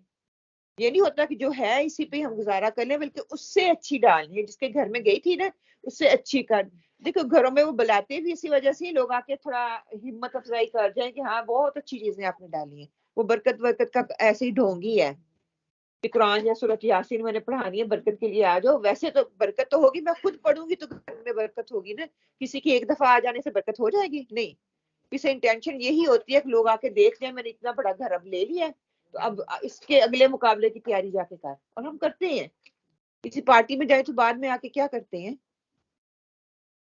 اس نے ایسے کپڑے پہنے تھے میں نے ویسے ہی پہنے, اس کا جوتا تو اتنا خوبصورت تھا نا, ویسے ڈائمنڈ لگے ہوئے آ کے آتے ہیں. اب تو انٹرنیٹ کی سہولت ہے نا, وہی بیٹھے دیکھنے لگ جائیں گے اسے لیا کہاں سے ہے اور کتنے کا لیا, کون سی شاپ سے لیا ہے, وہی پہ ریزرو بھی ہو جائے گا. آج کل تو دنیا اتنی ایڈوانس ہوئی ہے نا, پہلے تو ہوتا ہے دکانوں میں جا کے گھومنا پھرنا, اب ہاتھوں میں ہی ہم یہ سارے کام کرتے ہیں. کسی نے کپڑا دیکھ لیا وہ, کسی کا سکارف دیکھ لیا وہ, کسی کا بایا دیکھ لیا وہ. مطلب کہ یہ عورت کی فطرت میں ہے, ہم اس کو ڈینائی نہیں کر سکتے, لیکن اس کو میں نے اپنے نفس پہ حاوی نہیں ہونے دینا. ہاں لینا ہے, اللہ تعالیٰ نے اگر ہمت توفیق دی ہے لینا ہے, لیں, پہنے بھی, اپنا شوق بھی پورا کریں.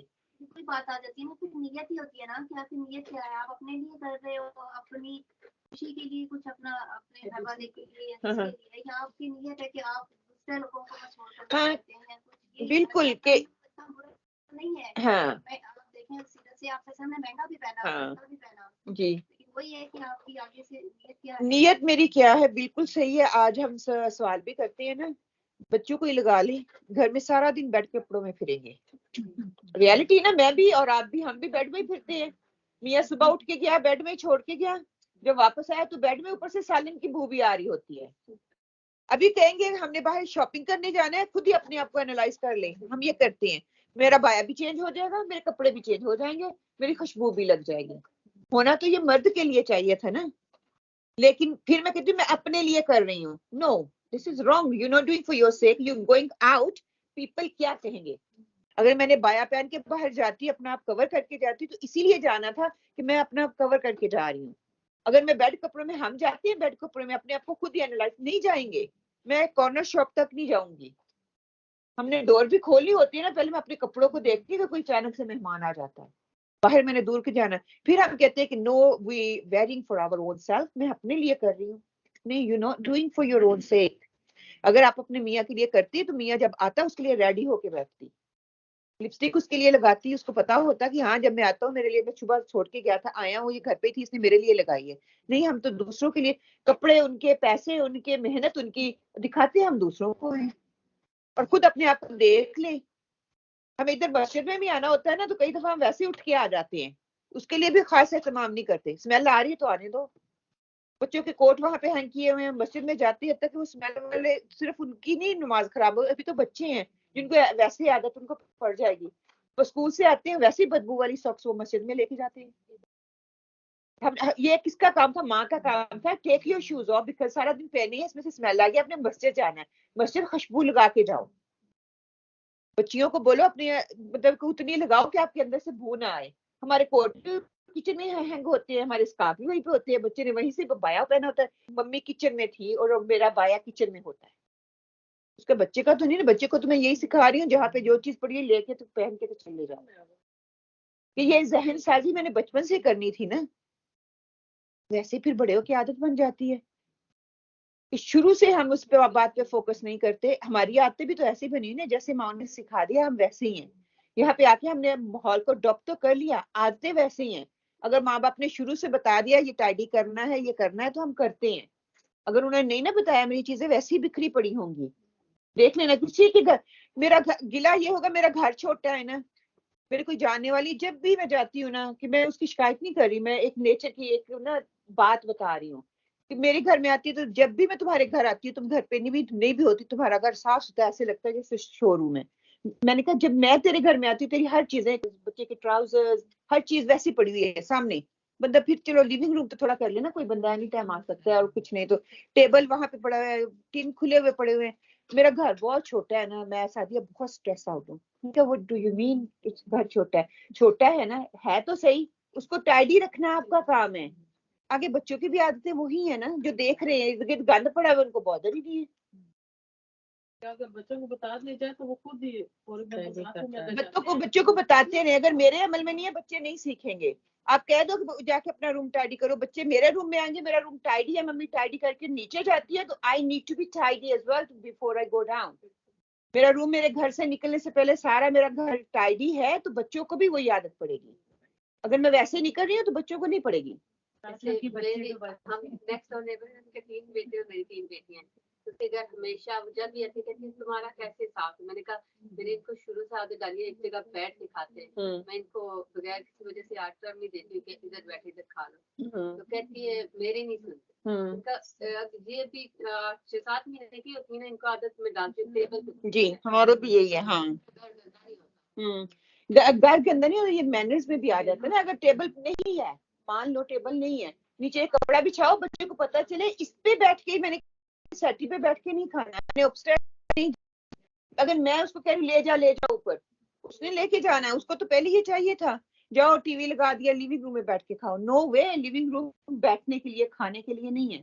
وہ علیحدہ بات ہے, مہمان زیادہ ہیں, آپ نے اس میں انتظام کیا ہے, خاص وقت کے لیے آپ کر رہی ہیں. نو آل دا ٹائم. کچن کھانے کی جگہ ہے, کچن میں کھانا ہونا چاہیے, کچن میں میسو وہی پٹائڈی کیا جائے.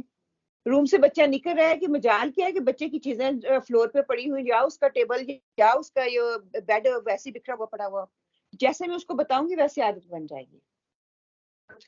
ہاں وہ کسی کو ہم بلیم نہیں کر سکتے, ہم بلیم کرنا آسان ہے, بچوں کو کہہ دیتے ہیں.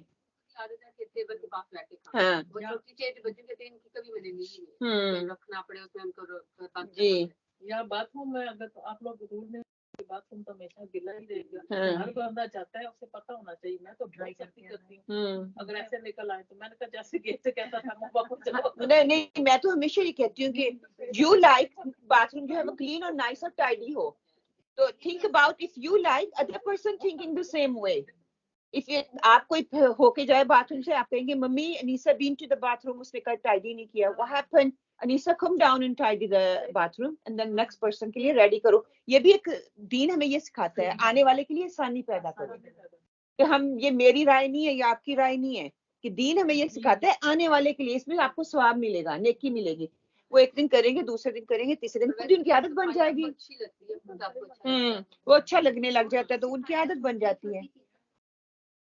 کرتے نہیں ہیں مسجد میں دیکھتے ہیں بہت ساری جگہ بنی ہے پراپر ایشوز وہاں نہیں ہوتے ایشوز نیچے ہوتے ہیں. بچے بھی وہاں رکھتے ہیں بڑے بھی وہاں پہ رکھتے ہیں نا بڑے بھی وہیں پہ رکھتے ہیں. اگر بنا دی گئی تو کیوں نہیں ہے کیونکہ اس کو عادت نہیں ہے نا. بچہ گھر میں اگر شوز ریک پہ ہے ریک پہ رکھتا ہے اگر نہیں بھی ریک ہے چلو ایک سائڈ پہ اکٹھا کر کے رکھتا ہے تو وہ ادھر آ کے بھی ویسے ہی کرے گا. دیکھنا ہے نیچرلی بچہ کرے گا. اگر گھر میں وہ نہیں کر رہا تو وہ باہر بھی نہیں کرتا کیونکہ عادت پک چکی ہے باہر اس کی بودر ہی نہیں ہے. جب عادت ہوگی تو وہ انکانشیسلی وہ ہیبٹ میں آتی ہے تو وہ گھر پہ بھی کرتا ہے وہ باہر بھی کرے گا. ہاں اگر عادت بن جائے نا کوئی بھی چیز بنانے کے لیے عادت بنانی پڑتی ہے. اچھی عادت بنانے کے لیے اس کے لیے ٹائم لگانا پڑتا ہے. نصف ہاں وہی نا میں کہہ رہی ہوں ہر چیز کو دین سے جوڑ کے بتائیں گے تو انشاءاللہ تعالیٰ ان کو ثواب بھی ملے گا اور ان کی عادتیں بھی پکی ہو جائیں گی. لا یصدعون عنها ولا ينزفون جس نے نہ سر میں درد ہوگا اور نہ عقل میں فطور آئے گا. کہ شراب ایسی جس کے نہ سر درد ہوگا نہ آپ کی عقل میں فطور آئے گا. یہاں دنیا کی شراب دیکھ لیں. دنیا کی شراب جب آپ کو دیتی ہے تو کیا ہوتا ہے آپ حواس باختہ ہو جاتے ہیں. آپ کو سمجھ ہی نہیں آ رہی ہوتی کرنا کیا ہے. ہاں اسمیل گندی ہوتی ہے جو بھی مطلب کہ انسان اپنے آپے میں نہیں رہتا. ایسا جگ کہتے کہ سراہی ہوگی اور ساتھ میں اس کے ہینڈل بھی ہوگا. مطلب اس کی تشبیہ تک ڈیٹیل جس کو ہم بولتے ہیں نا اس کی ڈیٹیل تک بتا دی گئی کہ کیسی ہوگی. پھر شراب کے پیالے ہوں گے اور شراب ایسی کہ نہ سر میں درد ہوگا نہ عقل میں فطور آئے گا نہ وہ بے ہوش ہوں گے. اپنے حواس میں رہیں گے. اپنے مطلب کہ وہ خوشی وہ لذت وہ محسوس کریں گے. دنیا میں ہم شراب پیتے ہیں کیا کرنے کے لیے اپنی ٹینشن کو دور کرنے کے لیے. ادھر شراب پی جائے گی اپنے آپ کو تقویت دینے کے لیے. یہ اس کو دوسرے سائڈ پہ یہی کہتے ہیں کہ وہ ہم بھول جاتے ہیں تھوڑی دیر کے لیے لیکن دوسری سائڈ پہ اس کے نقصانات کیا ہوتے ہیں. ہم دوسروں کو تکلیف دیتے ہیں. وہ پینے کے بعد ہمیں کچھ اندازہ ہی نہیں رہتا. ماں بہن ہے بیٹی ہے کیا ہے ان کے ساتھ ہم کیا کر رہے ہیں یہ بیوی ہے اس کے کیا حقوق ہے کچھ ہمیں یاد نہیں رہتا. لیکن ادھر وہاں پہ آپ کا کوئی ایسا معاملہ نہیں ہوگا. عقل انسان کا اصل سرمایہ ہے. کہتے ہیں کہ حضرت ابوبکر صدیق رضی اللہ تعالیٰ نے کبھی زندگی میں شراب نہیں پی تھی اسلام لانے سے پہلے بھی اور بعد بھی. وہ کہتے تھے کہ مجھے اس سے اس لیے نفرت ہے کہ انسان کی عقل کو مار دیتی ہے. انسان کو ہوش ہی نہیں رہتا وہ کر کیا رہا ہے.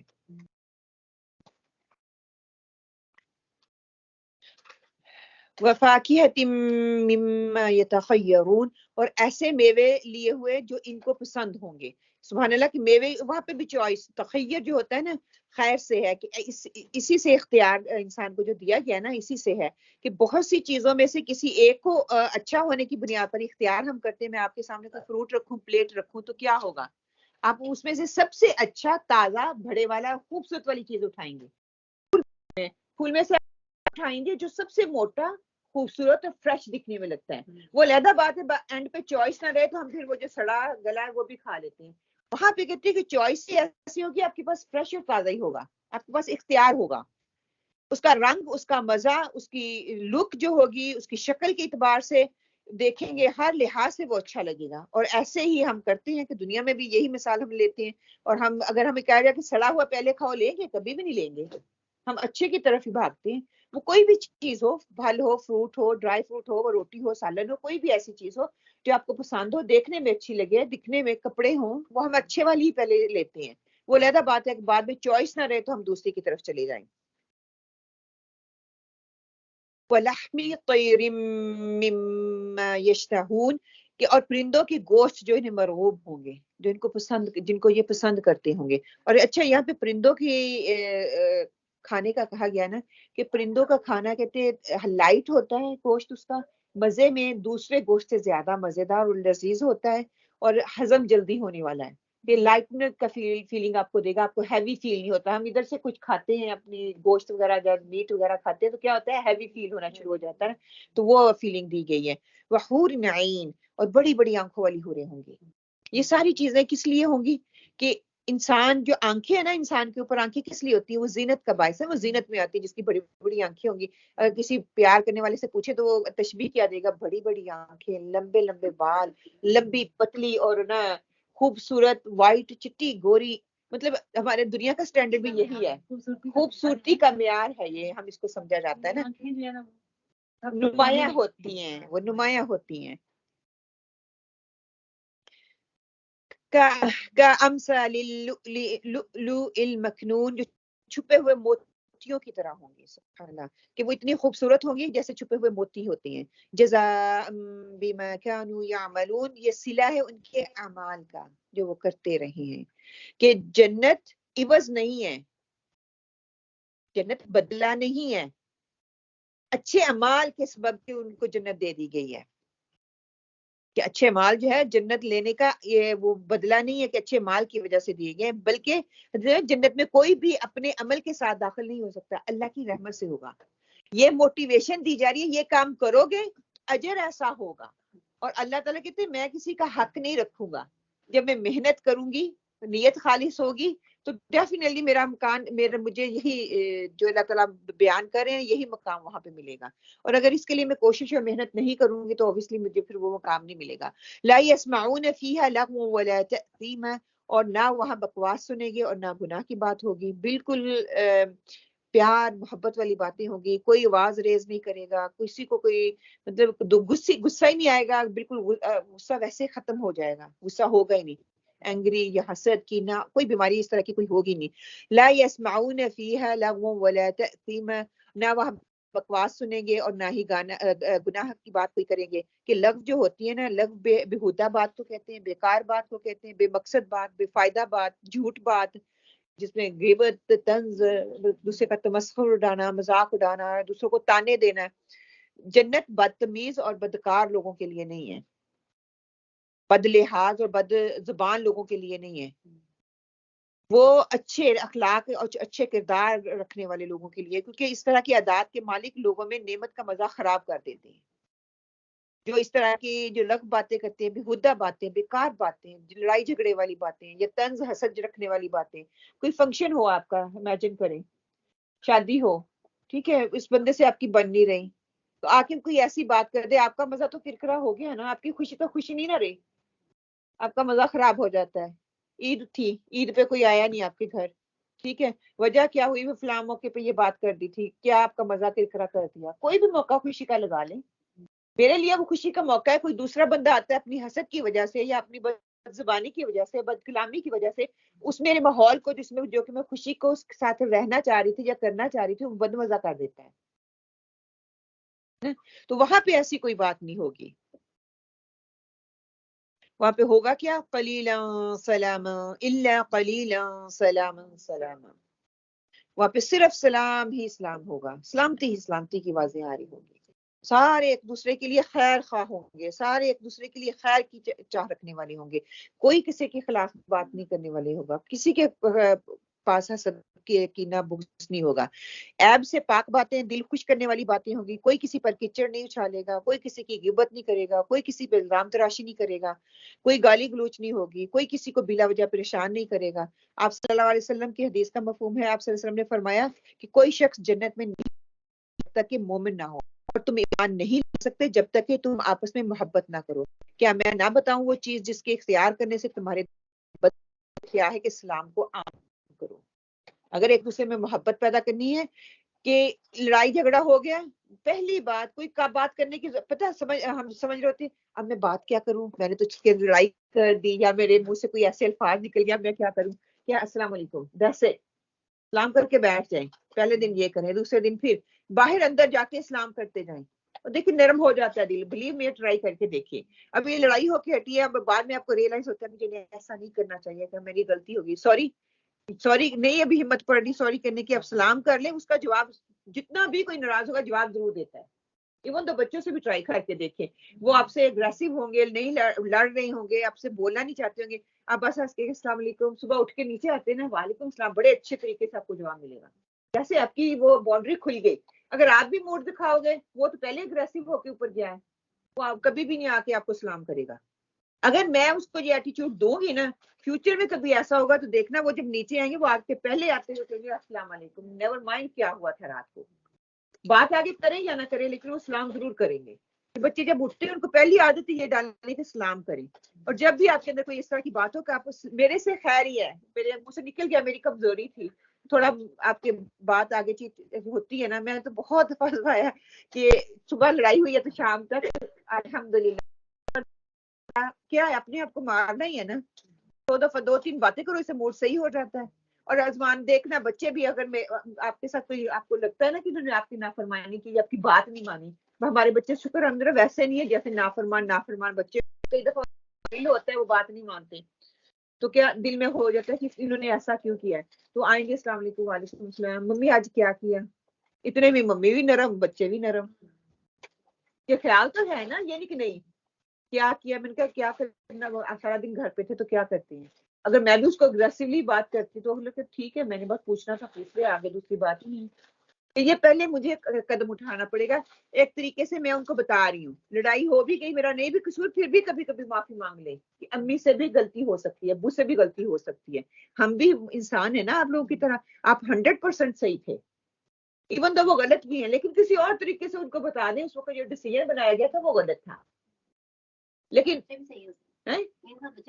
میں کہتی ہوں 99% دیز ڈیز بچے رائٹ ہیں، ان کے جو دل میں ہوتا ہے وہ کہہ دیتے ہیں، وہ ہماری اپنی ہے نا ہوتی ہے، میں ماں ہوں، میری بات سنی جائے، میری بات مانی جائے، مجھ سے پوچھا جائے، مجھ سے پوچھا نہیں ہے تو مجھے تب تکلیف ہے، مجھ سے مشورہ نہیں کیا مجھے تب تکلیف ہے، اگر وہ مشورہ کرتے ہیں مجھے تب بھی تکلیف ہے، ہر بات پوچھ کے کرتے ہیں، مجھ سے ہر بات نہ پوچھا کرو، نہیں پوچھ رہے تب بھی تکلیف ہے، کہ انڈیپینڈنس اگر ان کے بچے کے اندر ہے، کیونکہ پتہ نیچر ہوتی ہے، they wants to make their own decision and they independent, give them a space، تھوڑا ان کو اسپیس دیں، لیٹ them make decision، اگر آج غلطی کر لی ہے کل کو انشاءاللہ تعالیٰ اس سے لرن نہیں کریں گے وہ، اور بہت اچھے طریقے سے لرن کریں گے، شاید میرے بتانے سے اتنا لرن نہیں کریں گے جتنا وہ اس طرح غلطی کرنے سے لرن کریں گے۔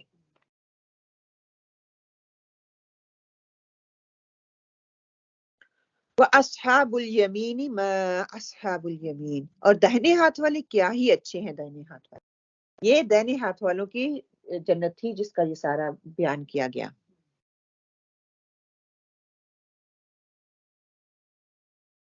فی صدر مخدود، وہ بغیر کانٹوں کی بیریوں، وطلح ممدود، اور تہ بتہ کیلوں کا ذکر کیوں کیا گیا؟ جنت کا فروٹ ہے، اس کا درخت جو ہے خوبصورتی کے لحاظ سے، وہ دیکھیں کیلے لگے ہوئے کس طرح لگے ہوتے ہیں، اور درخت بھی اس کی دوسرے درختوں سے وہ مختلف ہوتا ہے، اس کے اندر پتہ ہے نا وہ لکڑی نہیں ہوتی، صرف پتوں سے وہ بنی ہوئی ہوتی ہے، ہاں جو ہے اس کا تو پتوں سے بنا ہوا ہوتا ہے، وہ خوبصورتی کو نمایاں کرتا ہے۔ وَظِلٍّ ممدود، اور لمبے لمبے سایوں والے، وَمَاءٍ مسکوب، اور بہتے ہوئے پانیوں، اور آپ صلی اللہ علیہ وسلم نے فرمایا جنت میں ایک اتنا بڑا درخت ہے جس کا نام طوبہ ہے، جس کے سائے میں اگر سوار 100 برس تک چلتا رہے تو بھی اس کا سایہ ختم نہ ہوگا، تم چاہو تو یہ آیت پڑھ لو، یہ آیت وَظِلٍّ ممدود، آپ صلی اللہ علیہ وسلم نے کہا کہ اس کے سائے جو ہیں اتنے لمبے لمبے ہوں گے کہ ایک سوار اگر اس میں اس کے سائے میں رہے 100 برس تک، اب دیکھتی رہے وسعتیں کتنی کتنی وسعت، اور کتنا کتنا شوق دلایا جا رہا ہے، کتنے کتنے سووں کے حساب سے کیا جا رہا ہے، یہ نہیں کہ ایکڑوں کے حساب سے، اور جو ہماری دنیاوی تقسیم ہے یا حساب کتاب ہم لگاتے ہیں اس کے حساب سے نہیں، تعداد لمبے ہوں گے، مطلب ہر چیز مطلب وہ ایسی اس میں کوئی نقص نہیں نکال سکے گا، چھوٹا چھوٹا نہیں ہوگا، موٹا موٹا نہیں ہوگا، بڑا بڑا نہیں ہوگا، مطلب ہر چیز خوبصورتی کی پہچان ہے وہ۔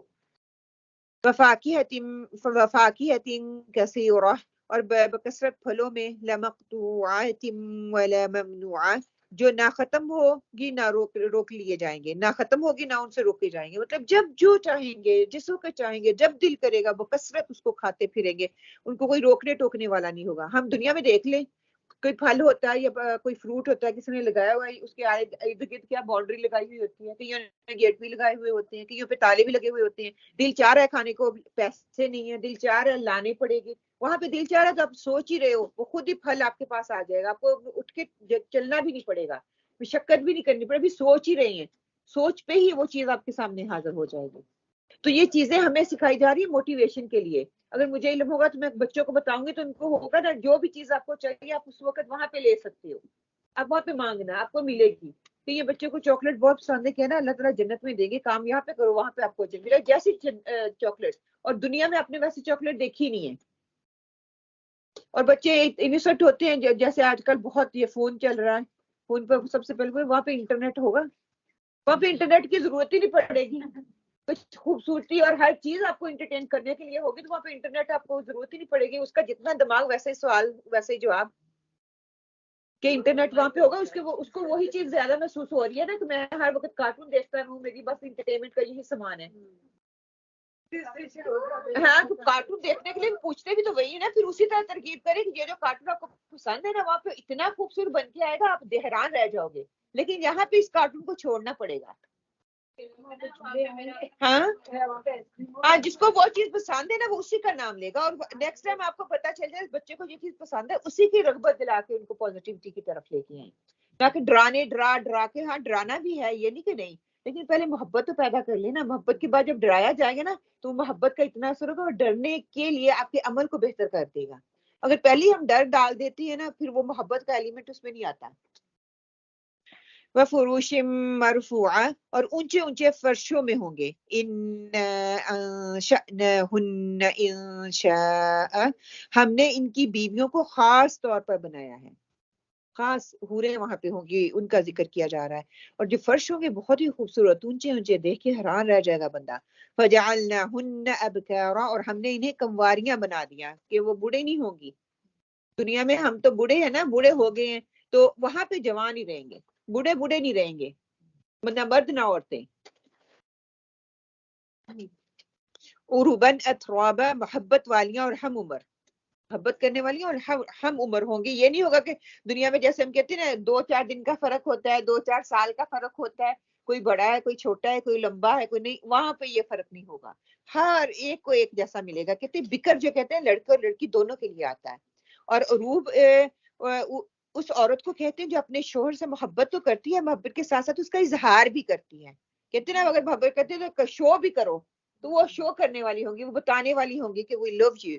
اور عین راباز سے ہے عربا, کہ واضح کرنا, بولنا, بتانا. یہ لفظ ہنسنے اور ہنسانے والی عورت کے لیے بھی استعمال کیا جاتا ہے. تو جو ہنسنے والی ہوگی, جو بولنے کے طریقے سے بہتر ہوگی, جو اپنا اس کو بتا کے اپنا اندر کی بات بتانے والی ہوگی, کہ اس کو بتا سکے گی, صرف اپنے ایکشن سے نہیں بول کے بھی بتائے گی مجھے تم سے محبت ہے, کہ ویسی عورت وہاں پہ وہ جو ہے دی جائے گی. پھر فہم اور فلاحس,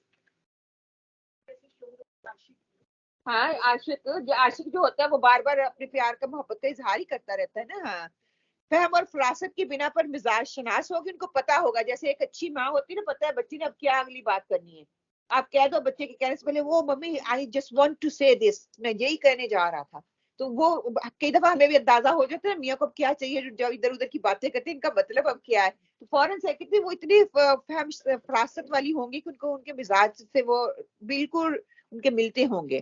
خوش طبیعت ہوں گی, خاموش زبان سمجھنے والی, ان کو سمجھ لگ جائے گی, بولنے کی ضرورت نہیں پڑے گی. ترب سے ہے کہ تراب سے اس کی جمع ہے, ہم عمر اور ہم عصر کے لیے استعمال کیا جاتا ہے یہ لفظ, کہ اس میں کوئی یہ نہیں ہوگا کہ چھوٹا ہوگا یا بڑا ہوگا, یہ کیسے ہوگا. یہ ساری چیز الحمدللہ کہ ایک تناسب کے لحاظ سے اگر دیکھا جائے, ایکوالٹی کے لحاظ سے دیکھا جائے, کہ دونوں کو سیم ہی چیزیں دی جا رہی ہیں. پہلی دفعہ اطراب ہوتی ہے کہ پہلی دفعہ پیدا کرنے والا دوبارہ پیدا نہیں کر سکے گا.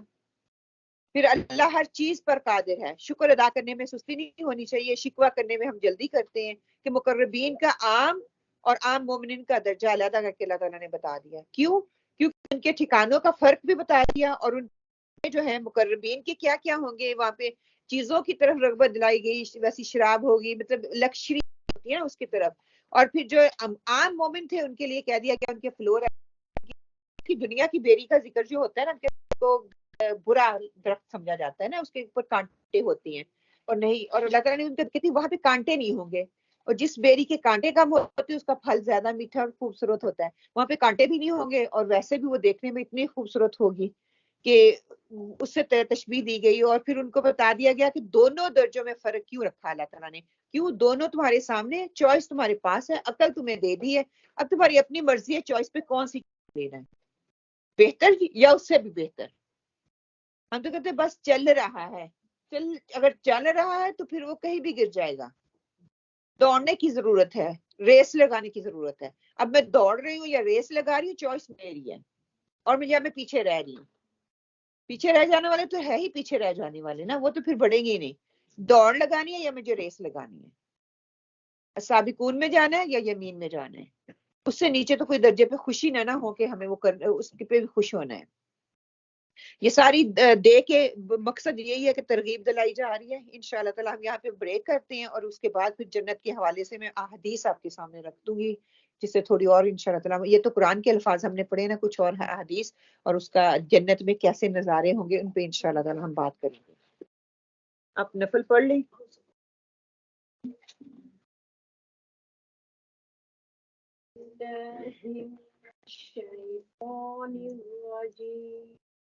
أعوذ بالله من الشيطان الرجيم.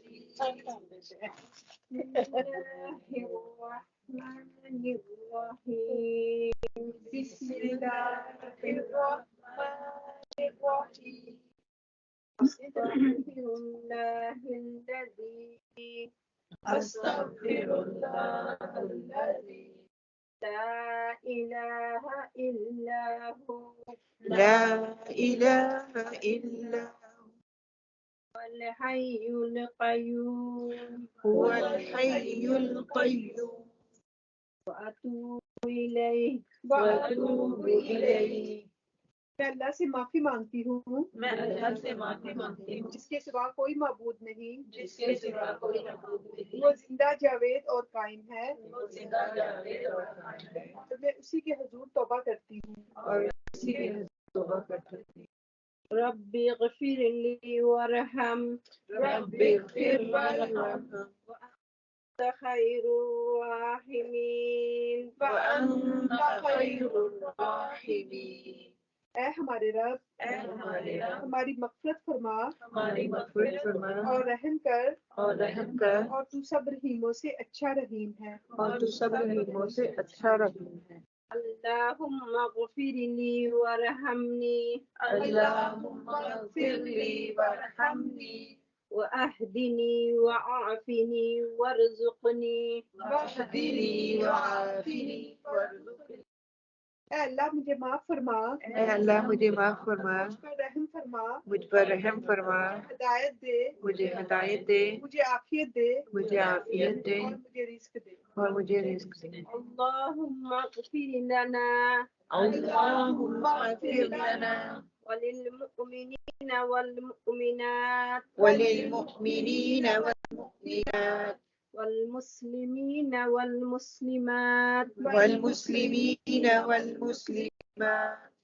اے اللہ بخشش فرما ہماری اے اللہ بخشش فرما ہماری اور سب مومنوں کی، اور سب مومنوں کی اور سب مومن عورتوں کی، اور سب مومن عورتوں کی اور سب مسلمان مردوں کی، اور سب مسلمان مردوں کی اور مسلمان عورتوں کی. اور مسلمان عورتوں کی. آمین اللہم آمین. اللہم آمین.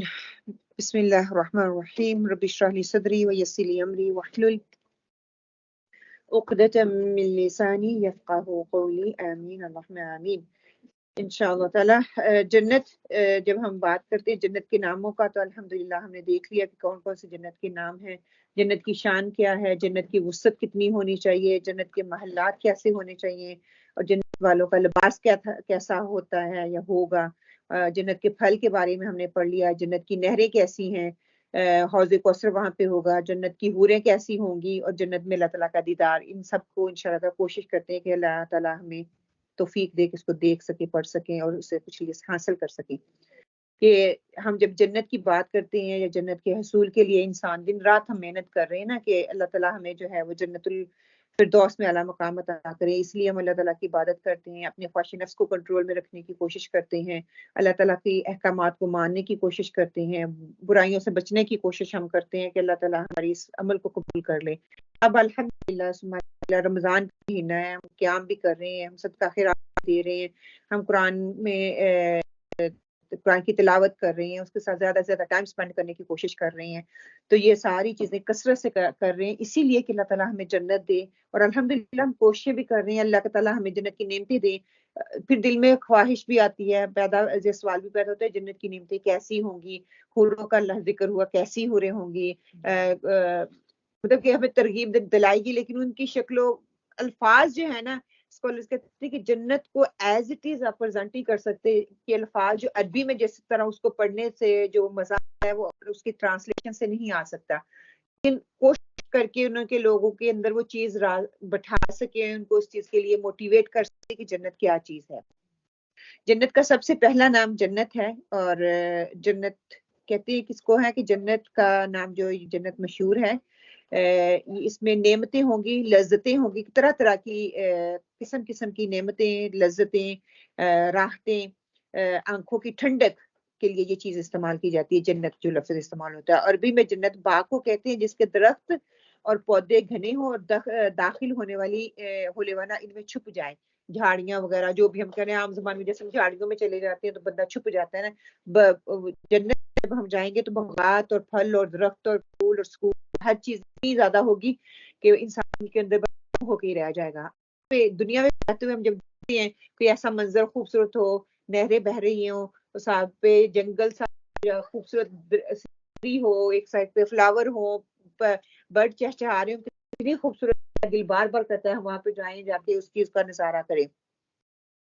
دوسری جنت دارالسلام، اس کا ذکر ہوا، اللہ تعالیٰ جنت کا نام دارالسلام بھی ہے۔ اللہ تعالیٰ ارشاد فرماتے ہیں سورہ انعام میں اس کا ذکر آتا ہے، لہم دارالسلام عند ربہم، کہ ان کے لیے ان کے رب کے ہاں دارالسلام ہے۔ دارالخلد جو آتا ہے جنت کا یہ بھی نام ہے، اور اللہ تعالیٰ نے سورۃ ہود میں آیت نمبر 108 میں آتا ہے عطاء غیر مخدود کا لفظ استعمال ہے کہ عطا ہے تیری رب کی ختم نہ ہونے والی۔ دار المقامہ کہ سورہ فاطر میں آتا ہے، قالوا الحمد للہ الذی اذهب عنا الحزن ان ربنا لغفور شکور الذی احلنا دار المقامہ من فضله لا يمسنا فيها نصب ولا يمسنا فيها لغوب، اور کہیں گے تمام تعریفیں اللہ ہی کے لیے ہیں جس نے ہم سے غم کو دور کیا، بے شک ہمارا پروردگار بڑا ہی بخشنے والا ہے، وہ بڑا قدردان ہے، جس نے ہم کو اپنے فضل سے ہمیشہ رہنے کے مقام دارالمقامہ میں لا اتارا، جہاں پر نہ کوئی تکلیف پہنچے گی اور نہ ہی ہم کو کوئی پریشانی لاحق ہوگی۔ جنت المأوہ جو ہے پانچویں جنت ہے، اللہ تعالیٰ ارشاد فرماتے ہیں سورہ نجم آیت نمبر 15 میں اس کا ذکر آتا ہے، اندہا جنت المأوہ، کہ سدرۃ المنتہا کی جب بات ہوتی ہے نا کہ اس کے پاس جنت المأوہ ہے، ہم نے سورۃ اسراء میں پڑھا تھا، اس میں اسراء میں بھی آتا تھا نا، معراج کے واقعے کی جب بات ہوئی تو آپ صلی اللہ علیہ وسلم وہاں پہ جا کے رکے تھے۔ سورہ نازیات میں آتا ہے وَأَمَّا مَنْ خَافَ مُقَامَ رَبِّهِ وَنَهَى النَّفْسَ عَنِ الْهَوَىٰ فَإِنَّ الْجَنَّةَ هِيَ الْمَأْوَىٰ، کہ جو شخص اپنے رب کے سامنے کھڑا ہونے سے ڈر گیا اور نفس کی خواہشات پر سے قابو پا لیا، ان کو نفس کی خواہشات سے وہ باز آ گیا، پس ان کے لیے جنت کا ٹھکانہ ہے۔ اور جنت عدن جو ہے اس کا ذکر سورۃ مریم میں آتا ہے، جنات عدن تجری وعد الرحمن عبادہ بالغیب، ان جنات عدن میں جن کا رحمان نے اپنے بندوں سے غائبانہ وعدہ فرمایا ہے۔ اور دارالحیوان جو ہے اس کا ذکر سورہ عنکبوت میں آتا ہے، وَإِنَّ الدَّارَ الْآخِرَةَ لَهِيَ الْحَیَوَانُ، کہ بلا شبہ دارالآخرہ ہی دارالحیوان ہے۔ دارالفردوس سورۃ الکہف میں اس کا ذکر آتا ہے، ان الذین آمنوا وعملوا الصالحات كانت لهم جنات الفردوس نزلا، کہ بے شک جو لوگ ایمان لائے انہوں نے نیک اعمال کیے اور ان کی مہمانی کے لیے جنت الفردوس کے باغ ہوں گے۔ فردوس ایک ایسا نام ہے جو جنت کے افضل اور اعلیٰ درجے پر بولا جاتا ہے، جیسا کہ آپ صلی اللہ علیہ وسلم کا ارشاد بھی ہے، فَإِذَا سَأَلْتُمُ اللَّهَ فَاسْأَلُوهُ الْفِرْدَوْسَ، کہ جب بھی تم اللہ تعالیٰ سے جنت کا سوال کرو تو جنت الفردوس کا سوال کرو، اللہم انی اسألک الجنت الفردوس۔ جنت النعیم کا ذکر آج بھی ہم نے پڑھا، اور سورہ لقمان میں بھی اور بھی بہت سی صورتیں جہاں پہ جنت النعیم کا ذکر آتا ہے، ان الذین آمنوا وعملوا الصالحات لهم جنات النعیم، بلا شبہ وہ لوگ جو ایمان لائے، نیک عمل کیے، اور ان کے لیے جنت النعیم جن کی نعمتوں والی جنتیں ہوں گی۔ پھر مقام الامین سورہ دخان میں آتا ہے، ان المتقین فی مقام امین فی جنات وعیون، کہ بے شک متقین مقام امین امن کی جگہ میں رہیں گے، باغ یعنی کہ باغوں میں اور نہروں میں۔ مقعود الصدق کا ذکر بھی آتا ہے جنت کا، ان المتقین فی جنت ونہر فی مقعد सिद्किन सूरह कमर में, बेशक परहेजगार लोग बागों में और नहरों में होंगे, रास्ते और इज्जत के बुलंद मकाम पे बैठेंगे। फिर जन्नत की शान क्या है कि दुनिया में जन्नत की नेमतों और खूबों का तसव्वुर करना मुमकिन नहीं है, लेकिन मुख्तलिफ सहाबा की जो हदीस वो रवायत करते हैं, उनको अगर हम पढ़ें तो उनसे हमें थोड़ा बहुत अंदाजा हो सकता है कि जन्नत कैसी होगी इंशाल्लाह। हजरत सहल बिन सादी रदी अल्लाह रवायत करते हैं कि आप सल्लल्लाहु अलैहि वसल्लम से उन्होंने कहा कि मैंने रसूल सल्लल्लाहु अलैहि वसल्लम की एक मजलिस में हाजिर था। इस पर आप सल्लल्लाहु अलैहि वसल्लम ने जन्नत का हाल बयान किया, जहां तक कि बेइंतहा तारीफ फरमाई। आखिर में फरमाया, जन्नत में ऐसी ऐसी नेमतें हैं जिन्हें किसी आंख ने देखा नहीं, किसी कान ने उसकी तारीफ सुनी नहीं, ना ही उनके तसव्वुर किसी आदमी के दिल में पैदा हुआ। फिर आपने ये आयत तिलावत फरमाई, ये जन्नत उन लोगों के लिए है जिनके पहलू बिस्तरों से अलग रहते हैं। सूरत अल इमरान की आखिरी आयत को अब अपने ध्यान में ले आए। और अपने रब को अजाब के डर से और सवाब की उम्मीद से पुकारते हैं, और जो रिज़्क में हमने उनको दिया है अल्लाह की राह में खर्च करते हैं। कोई नहीं जानता इन नेमतों को जो इनकी आंखों को ठंडक पहुंचाने वाली हैं और इनसे छुपा कर रखी गई हैं। ये नेमतें बदला है इन अमाल का जो वो दुनिया की जिंदगी में करते रहे। सही बुखारी की यह हदीस है 2825। जन्नत में छड़ी बराबर जगह जो है दुनिया और इसमें मौजूद तमाम चीजों से अफजल है। सैयदना सहल बिन सादी रहमतुल्लाह अलैह अगेन वो रवायत करते हैं कि आप सल्लल्लाहु अलैहि वसल्लम ने फरमाया, जन्नत में छड़ी बराबर जगह दुनिया में मौजूद हर चीज से बेहतर है। सही बुखारी की ये रवायत है 3250 सॉरी। जन्नत की एक नेमत नाखून बराबर इस दुनिया में जाहिर हो जाए तो इंसान क्या करेगा। अगेन सैयदना साद बिन अबी वकास फरमाते हैं कि आप सल्लल्लाहु अलैहि वसल्लम ने इरशाद फरमाया, जन्नत की चीजों में एक नाखून के बराबर कोई चीज जाहिर हो जाए तो जमीन और आसमान के किनारों के दरमियान जो कुछ है इससे उसे चमका दे। सुभान अल्लाह। अगर एक जनती मर्द अपने कंगन समेत दुनिया में झांक ले तो सूरज की रोशनी को इस तरह खत्म कर दे जिस तरह सूरज की रोशनी तारों की रोशनी को खत्म कर देती है। सुभान अल्लाह।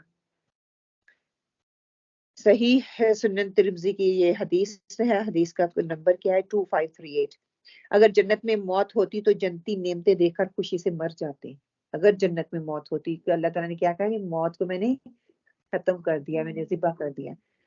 सैयदना अबू सईद खुदरी रदी अल्लाह से रवायत है कि आप सल्लल्लाहु अलैहि वसल्लम ने फरमाया, रोज़े क़यामत मौत एक चितकबरे मेंढे की शक्ल में जन्नत और जहन्नम के दरमियान खड़ी हो जाएगी और उसे ज़िबा कर दिया जाएगा। जन्नती और जहन्नमी लोग इसे देख रहे होंगे। अगर खुशी से मरना मुमकिन होता तो जन्नती खुशी से मर जाता, और गम से मरना मुमकिन होता तो जहन्नमी गम से मर जाता। ये हसन दर्जे की रवायत है, सुनन तिरमिज़ी में है 2558 इसका नंबर है। फिर जन्नत की खुशबू 40 साल की मुसाफत से भी आएगी।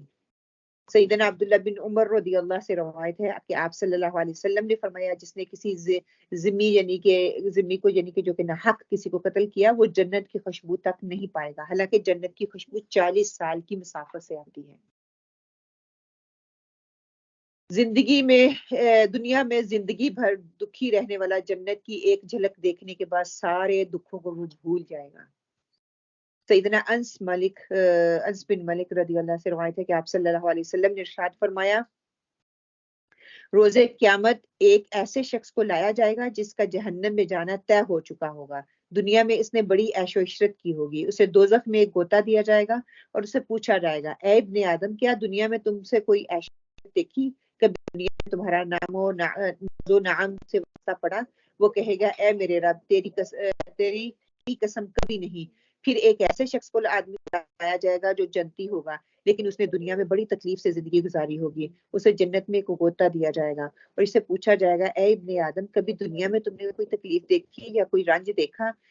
तो वो क्या कहेगा, ऐ मेरे रब, तेरी कसम कभी नहीं। मुझे तो ना कभी गम हुआ ना कोई रंज हुआ, मेरे कभी भी वास्ता ही नहीं पड़ा। सुभान अल्लाह। तो उनकी स्टेटमेंट ही चेंज हो जाएगी। जो ऐशो आराम में पड़ा तो वो क्या कहेगा कि परवरदिगार, मैंने जो है दुनिया में सारी ऐशो आराम देखी, लेकिन जो दोज़ख की तकलीफ है ना वो मैंने दुनिया में नहीं देखी। ओब्वियसली ऐशो आराम से जिंदगी गुजारी तो कैसे देख सकता था। और दूसरा जो है जिसने दुनिया में तकलीफ देखी है तो वो कहता है मैंने दुनिया में कोई तकलीफ देखी ही नहीं है कि जन्नत में इतना सुकून है, तो वो उसको तकलीफें थोड़ी लगेगी। جنت کی وسعت کے حساب سے دیکھا جائے جنت کی کم از کم وسعت کہتے ہیں زمین اور آسمان کی وسعت کے برابر ہے. ہم نے کل بھی یہ پڑھا تھا نا سورہ ال عمران کی آیت نمبر 133 میں نے اس کو کوٹ کیا تھا وساری الی مغفرت، جبکہ یہاں پہ بات ہوئی تھی کہ دوڑو اپنے رب کی مغفرت کی طرف اور جنت کی طرف جس کی صرف چوڑائی آسمانوں اور زمین کی وسعت جیسی ہے. جنت میں ایک درخت کا سایہ، سیدنا ابو ہریرہ روایت کرتے ہیں کہ آپ صلی اللہ علیہ وسلم نے فرمایا جنت میں ایک درخت ہے جس کے سائے میں ایک گھوڑا یا گھڑ سوار 100 برس تک چلتا رہے تب بھی وہ ختم نہیں ہوگا. اور ایک اور روایت میں آتا ہے کہ جنت کی وسعت کا اندازہ لگایا جا سکتا ہے کہ سیدنا ابو ہریرہ سے روایت ہے کہ آپ صلی اللہ علیہ وسلم نے فرمایا جنت میں 100 درجے ہیں اور ہر 2 درجوں کے درمیان 100 سال کی مسافت ہے. سبحان اللہ. تو ہر درجے کے اندر 100 سال کی مسافت کا جو ہے فاصلہ ہے. یہ سنن ترمذی کی ہے حدیث ہے. سب سے آخری جنتی اس دنیا میں 10 گنا وسیع مملکت اس کو ملے گی جو سب سے آخری درجے کی جنت میں ہوگا. اس کو بھی دنیا کی 10 گنا جو اس کی مملکت ہوگی اس سے زیادہ اس کو اجر دیا جائے گا. سیدنا عبداللہ بن مسعود سے روایت ہے کہ آپ صلی اللہ علیہ وسلم نے ارشاد فرمایا میں چاہتا ہوں کہ اس شخص کو جو سب کے بعد جنت میں جائیں وہ شخص ہے جو جہنم سے گھٹنوں کے بل گھسیٹا ہوا نکلے گا اور اللہ تعالیٰ اسے فرمائے گا جا اور داخل ہو جا جنت میں. آپ صلی اللہ علیہ وسلم نے کہا تو وہ جنت یا اس کے قریب آئے گا تو اس کے خیال میں آئے گا کہ جنت بھری ہوئی ہے تو وہ لوٹ آئے گا اور کہے گا اے میرے رب میں نے اسے بھرا ہوا پایا ہے. اللہ تعالیٰ اس سے فرمائے گا جا داخل ہو جا. کہا پھر جنت میں جائے گا اور پھر اس کو خیال آئے گا وہ جنت بھری ہوئی ہے پھر لوٹ آئے گا اور کہے گا اے میرے رب میں نے اسے بھرا ہوا پایا ہے. اللہ تعالیٰ فرمائے گا جنت میں لیے دنیا اور دنیا سے 10 گنا کے برابر جگہ ہے. 10 دنیا کے برابر وہ کہے گا 10 گنا زیادہ یا رب تو بادشاہ ہو کر بھی مجھ سے مذاق کرتا ہے یا ہنسی کرتا ہے. عبداللہ بن مسعود فرماتے ہیں میں نے رسول صلی اللہ علیہ وسلم کو دیکھا کہ آپ صلی اللہ علیہ وسلم ہنسے یہاں تک کہ آپ صلی اللہ علیہ وسلم کے دانت مبارک کھل گئے اور آپ صلی اللہ علیہ وسلم نے فرمایا یہ سب سے کم درجے کی جنت ہے کہ وہ نہیں جانا چاہ رہا. اس کو لگ رہا ہے میں دنیا کی اتنی بادشاہ ہے اتنی اس کے پاس مملکت تھی تو وہاں پہ بھی جا کے وہی ڈونگ چاہے گا کہ اندر تو جگہ ہی نہیں ہے. ہم بھی دیکھیں نا بڑے نازوں میں پلنے والے کسی محفل میں اس طرح جائیں آگے جگہ نہیں ہے میں ادھر ہی ٹھیک ہوں آگے جگہ نہیں میں ادھر ہی ٹھیک ہوں. وہ بھی ویسے ہی کر رہا ہے جا رہا ہے جا کے جنت تو بھری ہوئی ہے جنت بھری ہوئی ہے. اللہ تعالیٰ کہہ رہے تو اندر تو جا تیرے لیے جگہ بن جائے گی. وہ بھی تیرے لیے جو وہاں پہ کھڑا ہونا بھی جو ہے نا وہ دنیا اور مافیا سے بہتر ہے. جنت کے محلات ہر چھوٹی بڑی غلاظت سے پاک ہوں گے. اللہ تعالیٰ کا ارشاد ہے سورۃ توبہ میں ہم یہ پڑھیں گے انشاءاللہ مومن مردوں اور عورتوں سے اللہ تعالیٰ نے وعدہ کر رکھا ہے کہ انہیں ایسے جنت کے باغ دے گا جس کے نیچے نہریں بہتی ہوں گی وہ ہمیشہ اس میں رہیں گے. ان باغوں میں ان کے لیے پاکیزہ قیام گاہیں ہیں اور سب سے بڑھ کر یہ کہ انہیں اللہ تعالیٰ کی خوشنودی حاصل ہوگی اور یہی بڑی کامیابی ہے. دیکھو ادھر پھر خوشنودی مقربین قربت کا جو ہے وہ ذکر کیا گیا ہے قرآن پاک کی آیت سے.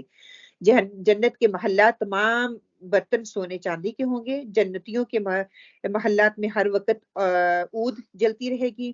جنتیوں کے پسینے سے کستوری کی خوشبو آئے گی اور جنت میں تھوک ناک اور رفع حاجت وغیرہ کی طلب نہیں ہوگی وہ ختم ہو جائے گا وہاں پہ. تمام جنتیوں کے دل میں کسی دوسرے کے بارے میں حسد اور کینہ نہیں ہوگا. اہل جنت ہر سانس کے ساتھ الحمدللہ کی تسبیح کریں گے. اللہم تجعلنا منہم. سیدنا ابو ہریرہ رضی اللہ عنہ سے روایت ہے کہ آپ صلی اللہ علیہ وسلم نے ارشاد فرمایا جنت میں سب سے پہلے مردوں اور عورتوں کا جو گروہ داخل ہوگا ان کے چہرے 14ویں رات کے چاند کی طرح روشن ہوگی.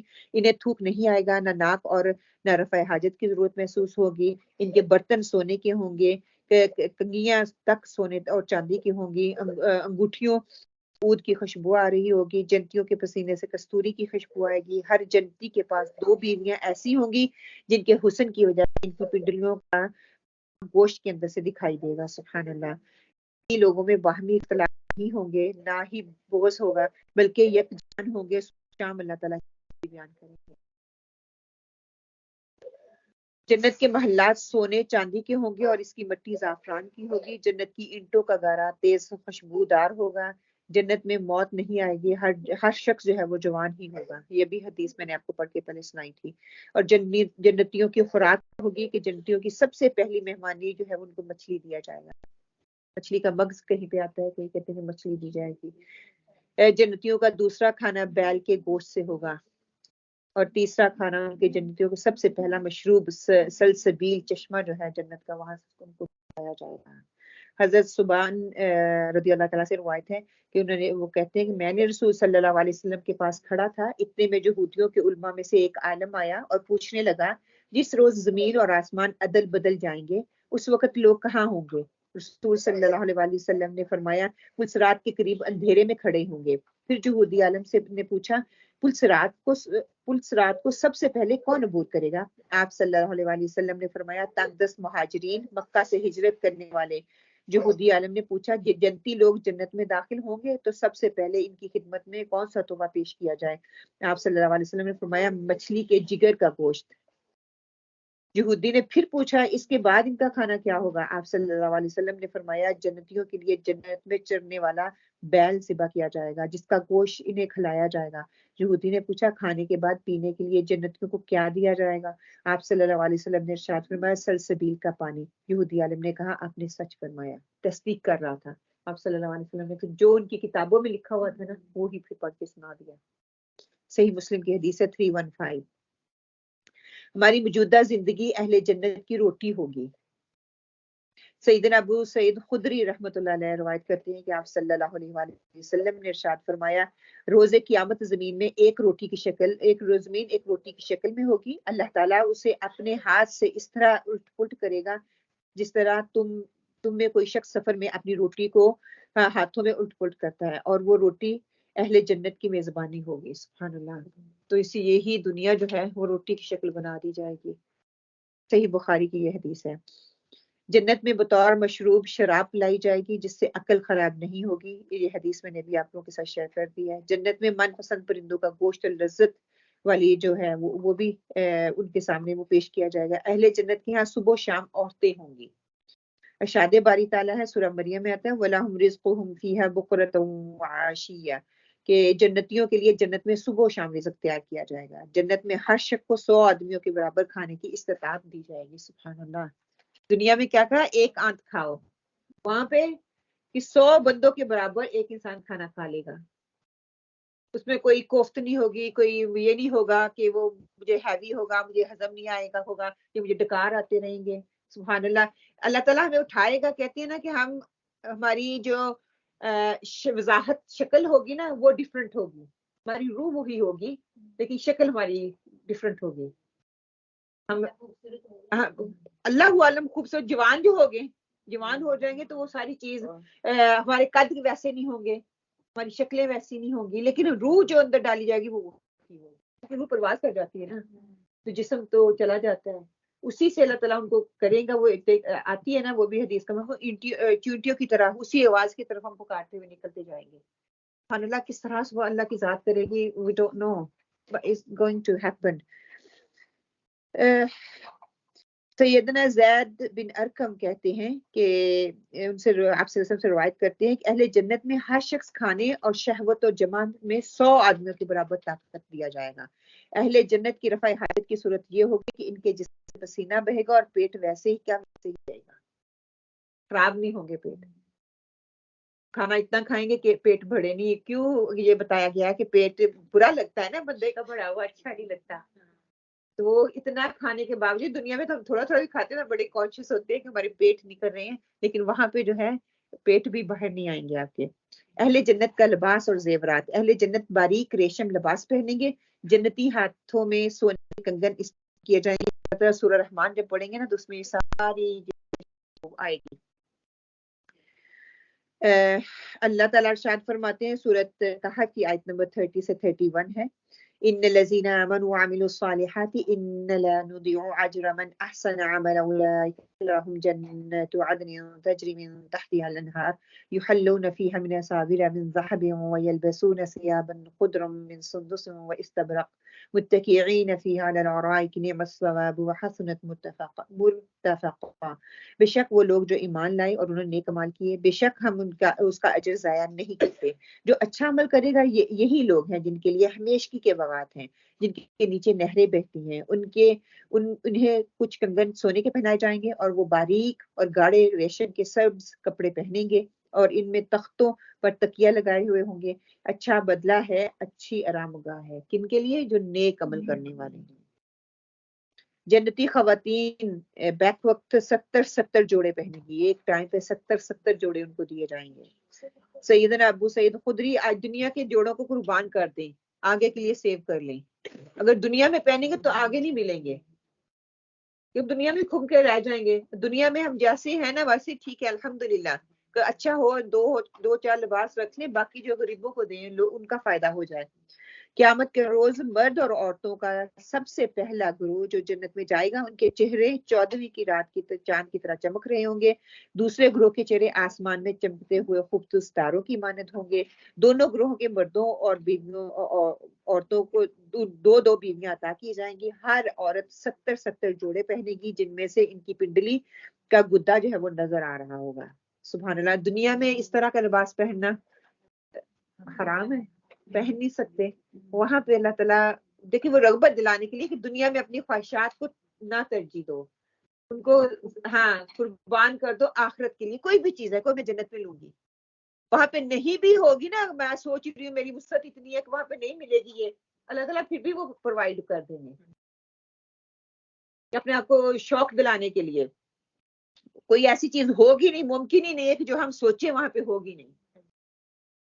جنتی خواتین کا دوپٹہ قدر و قیمت میں دنیا جہان کی ساری دولت سے بڑھ کر ہوگا۔ سن لیں اب کہ جنتیوں کی خوشبو اس قدر عمدہ ہوگی کہ اگر دنیا میں آ جائے تو ساری دنیا کو معطر کر دے، خوشبودار ہو جائے۔ سیدنا انس رضی اللہ تعالیٰ سے روایت ہے کہ رسول صلی اللہ علیہ وسلم نے ارشاد فرمایا، اللہ کی راہ میں نکلنا پہلے پہر یا پچھلے پہر دنیا اور اس میں جو کچھ بھی ہے اس سے بہتر ہے۔ اگر جنت کی، یہاں پہ نا نماز کے لیے فجر کی نماز کی طرف اشارہ کیا گیا ہے، اگر جنت کی عورتوں میں سے ایک عورت دنیا میں لمحہ بھر کے لیے جھانک لے تو مشرق اور مغرب کے درمیان ہر چیز روشن کر دے اور فضا کو خوشبو سے بھر دے، جنتی عورت کا سر کا دوپٹہ دنیا اور جو کچھ اس میں ہے اس سے بہتر ہے۔ جو کہتے ہیں نا دوپٹہ ہے ہی نہیں اسلام میں، آنکھوں کی ہونی چاہیے شرم، اور دل کی ہونی چاہیے تمیز، اور بے حیا ہو کے ہم پھرتے ہیں، تنگ کپڑے پہن کے پھرتے ہیں، پھر وہ دنیا کی عیاشی تو لے لیں، پھر آخرت میں تو کچھ نہیں ملنے والا۔ جہاں جہاں وضو کا پانی جاتا ہے وہاں تک زیور پہنایا جائے گا۔ سیدنا ابو ہریرہ رضی اللہ تعالیٰ فرماتے ہیں، میں نے اپنے دوست آپ صلی اللہ علیہ وسلم سے سنا کہ جنت میں مومن کو وہاں تک زیور پہنچایا جائے گا جہاں تک اس کا وضو کا پانی پہنچتا تھا۔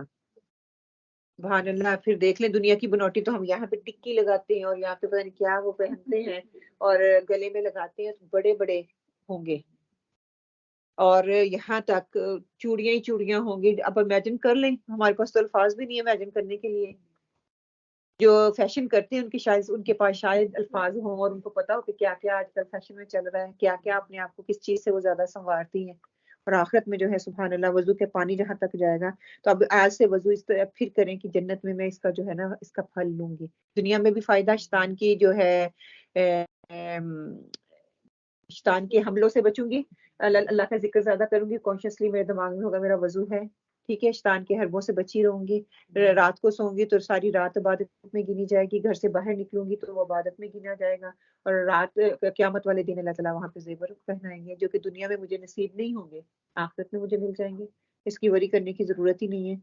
جنتی کے پہنے ہوئے ایک کنگن کی روشنی سورج کی روشنی سے زیادہ ہے۔ اور کہتے ہیں کہ سورج کی روشنی بار بار کیوں تشبیہ دی جاتی ہے کہ یہاں پہ سورج کی طرف ہم دیکھ نہیں سکتے، وہاں پہ کہتے ہیں وہ روشنی ہوگی اتنی خوبصورت ہوگی لیکن وہ آنکھوں کو نہیں چبھے گی، ایسی روشنی ہوگی وہاں پہ، مطلب کوئی تکلیف دینے والی چیز وہاں پہ ہوگی نہیں۔ سیدنا سعد بن ابی وقاص رضی اللہ عنہ سے روایت ہے کہ آپ صلی اللہ علیہ وسلم نے ارشاد فرمایا، جنت کی چیزوں میں سے ایک ناخن کے برابر کوئی چیز ظاہر ہو جائے تو زمین اور آسمان کے کنارے کے درمیان جو کچھ ہے اسے چمکا دے۔ سبحان اللہ۔ اگر ایک جنتی مرد اپنے کنگن سمیت دنیا میں جھانکے تو سورج کی روشنی کی طرح ختم کر دے، جس طرح سورج کی روشنی تاروں کو ختم کر دیتی ہے۔ جنت کے پھل کیسے ہوں گے؟ کیلا اور بیری کا بھی ہم نے دیکھ لیا کہ جنت وہاں پہ خاص یہ پھل ہوں گے۔ دائیں ہاتھ والے سورۃ واقعہ کی آئی تھی، اصحاب الیمین اصحاب الیمین فی صدر مخضود وطلح ممدود وظل ممدود وماء مکسوب، اور دائیں ہاتھ والے اور بائیں ہاتھ والے، دائیں ہاتھ والے اور دائیں ہاتھ والے کیا ہی خوش نصیب ہیں بے خار بیلوں اور تہبتے کیلوں اور دور تک پھیلی ہوئی چھاؤں اور ہر دم رواں دواں پانی میں وہ ہوں گے کہ ان کی کیا ہی بات ہے، کیا ہی کہنے ہیں، جنت کے پھلوں کا ذخیرہ کبھی ختم نہیں ہوگا۔ اور اللہ تعالیٰ ارشاد فرماتے ہیں سورہ واقعہ میں، اور کبھی ختم نہ ہونے والی اور بے روک ٹوک ملنے والی بکثرت پھلوں سے مزید ان کو مزین کیا جائے گا، اور سبحان اللہ کبھی ختم نہیں ہوگا۔ آپ امیجن کریں اس میں کتنی وسعت پائی جاتی ہے کہ وہ ہمیشگی کی لائف ہے، وہ ایک چیز نہیں ہوگی کہ ہر چیز پھر اس کا کوئی حساب ہی نہیں ہے، جتنی کھائیں اس کے پھر آنسریبل نہیں ہوگی، آپ سے اکاؤنٹیبلٹی نہیں کی جائے گی۔ دنیا میں تو ہے نا، جتنا کھاؤ گے، جتنی یاشی کرو گے، جتنا رہو گے، اتنا ہی آپ کو زیادہ دینا پڑے گا، لیکن وہاں پہ کوئی نہیں ہوگی۔ جنت میں ہر جنتی کے من پسند تمام پھل وہاں پہ موجود ہوں گے، جو آپ کو پسند ہے دنیا میں رہتے ہوئے وہاں پہ آخرت میں ملیں گے۔ متقی لوگ جنت کے سایوں اور چشموں میں ہوں گے، اور جو پھل وہ چاہیں گے ان کے لیے حاضر کیے جائیں گے، اور کہا جائے گا کھاؤ اور پیو مزے سے ان اعمال کے بدلے جو تم کرتے رہے ہو۔ نیک لوگوں کو اپنے ایسے ہی اجر اللہ تعالیٰ دے گا۔ نیک لوگوں کو جنت کے پھل ہر وقت جنتیوں کی پہنچ میں ہوں گے، اور جنت کے پھل صرف ایک خوشہ اگر زمین پر آ جائے تو سیدنا جابر سے روایت ہے، وہ کہتے ہیں کہ آپ صلی اللہ علیہ وسلم نے فرمایا میرے سامنے جنت اور اس میں موجود ساری نعمتیں پیش کی گئی، اور جو اس میں پھل ہیں تو میں نے اس سے تمہارے لیے ایک انگور کا گوشہ لینا چاہا تو مجھے اس سے روک دیا گیا، اور اگر میں وہ تمہارے لیے لے آتا تو زمین اور آسمان ساری مخلوق ختم کرنے کے لیے کھاتی، لیکن وہ ختم نہ ہوتا۔ سبحان اللہ۔ جب معراج کے موقع پہ گئے تھے نا آپ صلی اللہ علیہ وسلم، تو سوچا ہوگا تب کہ لے جاؤں، لیکن نہیں لے جانے دیا کہ یہ جنت کا پھل ہے اور جنت میں ہی ملے گا۔ دنیا کے پھل ہیں نا، دنیا میں جا کے کھائیں۔ جنت کی نہریں، جنت میں میٹھے پانی، خوش ذائقہ دودھ، لذیذ شراب اور شفاف شہد کی نہریں بہہ رہی ہوں گی۔ اللہ تعالیٰ کا ارشاد ہے سورہ محمد میں، یہ ساری آیتیں ہم جو آتی ہے کہ متقین لوگوں سے جس جنت کا وعدہ کیا گیا ہے اس کی شان تو یہ ہے کہ اس میں میٹھے پانی کی نہریں بہہ رہی ہوں گی، ایسے دودھ کی نہریں جس کے ذائقے میں ذرا فرق نہ آئے گا، ایسی شراب کی نہریں جو پینے والوں کے لیے لذیذ ہوں گی، صاف اور شفاف شہد کی نہریں بہہ رہی ہوں گی، ان کے لیے اس میں ہر قسم کے پھل موجود ہوں گے۔ تو شراب کی نہریں، دودھ کی نہریں اور میٹھے پانی کی نہریں، 3 قسم کی نہروں کا ذکر ہے۔ اہل جنت کی نہروں کو اپنے اپنے محلات میں لے جا سکیں گے، وہ اٹھا کے ساتھ لے جائیں گے۔ سبحان اللہ۔ دنیا کی نہریں تو وہیں پہ ہوتی نا، ہمیں چل کے جانا پڑتا ہے، وہ ان کے پاس آ جائیں گے۔ سیدنا حکیم بن معاویہ اپنے باپ سے روایت کرتے ہیں کہ رسول صلی اللہ علیہ وسلم نے ارشاد فرمایا جنت میں پانی، شہد، دودھ اور شراب کی نہریں ہیں، اور ان نہروں سے چھوٹی نہریں نکلیں گی جو کہ جنتیوں کے محلات میں جائیں گی۔ اب لگا لیں ایک بڑی نہر اور اس کے بعد چھوٹی چھوٹی نہریں جو چھوٹے چھوٹے رستوں سے نکل کر جاتی ہیں۔ جنت کی نہر، نہر حیات، جس کا پانی جہنم سے نکلنے والوں پر ڈالا جائے گا۔ سبحان اللہ۔ سیدنا ابو سعید خدری سے روایت ہے، رسول صلی اللہ علیہ وسلم نے ارشاد فرمایا اللہ تعالیٰ اپنی رحمت سے جس کو چاہے گا جنت میں داخل فرما دے گا، اور آگ والوں کو آگ میں داخل کر دے گا۔ پھر جنتی مدت بعد چاہے گا کہ ارشاد فرمائے گا دیکھو جس شخص کے دل میں رائی کے دانے کے برابر بھی ایمان ہے اس کو آگ سے نکال لو۔ چنانچہ وہ لوگ اس حال میں نکلیں گے کہ ان کے جسم کو کوئلے کی طرح جلتے ہوئے ہوں گے، تب وہ نہر حیات یا نہر حیا میں ڈالے جائیں گے، اور لوگ اس طرح اگ پڑیں گے جس طرح کے وہ پہلے صحیح سلامت تھے، جس طرح کے بیج سیلاب میں فوراً بیج پانی میں ڈالا جاتا ہے تو وہ اگ جاتا ہے۔ کبھی تم نے دیکھا نہیں وہ بیج کیسا زور پکڑتا ہے اور اگ جاتا ہے، کہ فوراً سے اس میں جب پانی ڈالا جاتا ہے نا، آپ کسی دیکھے بیج کو جب ڈالتے ہیں تو اگ جاتا ہے۔ تو یہ ہوگا کہ مدت نہیں بتائے گی کہ وہ کتنی مدت وہاں پہ رہے گا، اللہ عالم کتنی اس کا ٹائم ہے جو گناہ گار ہوگا، لیکن وہ جنت میں آ جائے گا، اس کو لایا جائے گا، اس کا ایک پروسیجر ہوگا، وہ جنت کے سٹینڈرڈ کے مطابق نہیں ہوگا، لیکن آپ صلی اللہ علیہ وسلم سے وعدہ کیا گیا ہے تو وہ جنت ملے گی۔ لیکن پھر اس کا جلا ہوا جسم لایا جائے گا، نہر میں لا کے اس کو دھویا جائے گا، نہر الحیات یا حیا کا نام آتا ہے، اور پھر وہ دوبارہ صحیح سلامت ہو جائے گا، اس پڑ جائے گی جیسا بھی ہوگا واللہ عالم، اور پھر اس کے بعد جو ہے کہ وہ ایسے اگ گئے کہ جیسے بیج کو پانی دیا جاتا ہے، اور ایک قسم کا وہ پانی اس کے لیے شفائی ہوگا، اس پہ صفائی کا ذریعہ ہوگا، وہ اگ جائے گا۔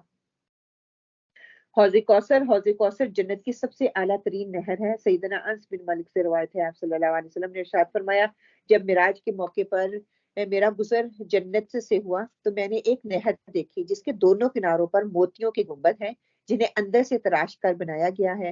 میں نے جبرائیل علیہ السلام سے دریافت کیا یہ کیا ہے؟ جبرائیل علیہ السلام نے کہا یہ کوثر ہے جو آپ کو آپ کے رب نے عطا کی ہے، اس کھٹی یا خوشبو تیز کستوری کی سی ہے، کہ موتیوں سے اس کی سائڈیں بنی ہوئی ہیں.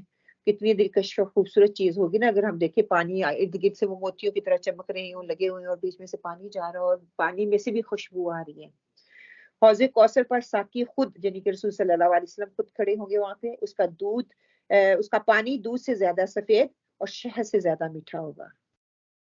اور حوض کوثر کی ایک سمت مدینہ اور عمان کے درمیان فاصلہ تقریباً 1000 کلومیٹر کے برابر ہوگا. سبحان اللہ.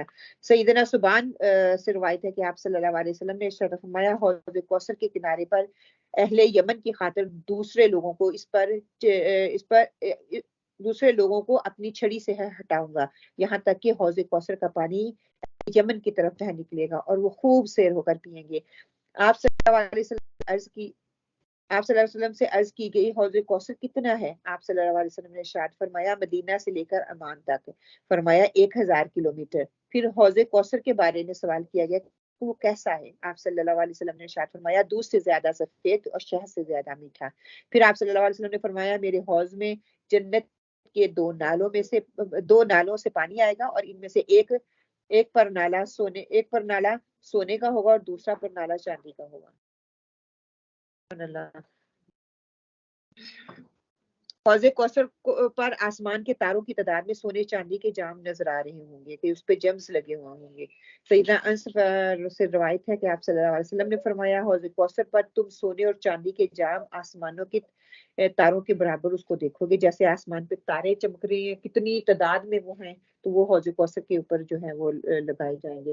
رسول صلی اللہ علیہ وسلم کا ممبر حوض کوثر پر دکھایا جائے گا. آپ صلی اللہ علیہ وسلم کا ارشاد ہے میرے حجرے مبارک اور ممبر کے درمیان والی جگہ جنت کے باغوں میں سے ایک ہے اور میرا ممبر میرے حوض پر رکھا جائے گا. سبحان اللہ. تو اس جو نہر ہوگی وہاں پہ ان کا ممبر رکھا جائے گا، وہاں پہ پھر وہ دیکھیں گے.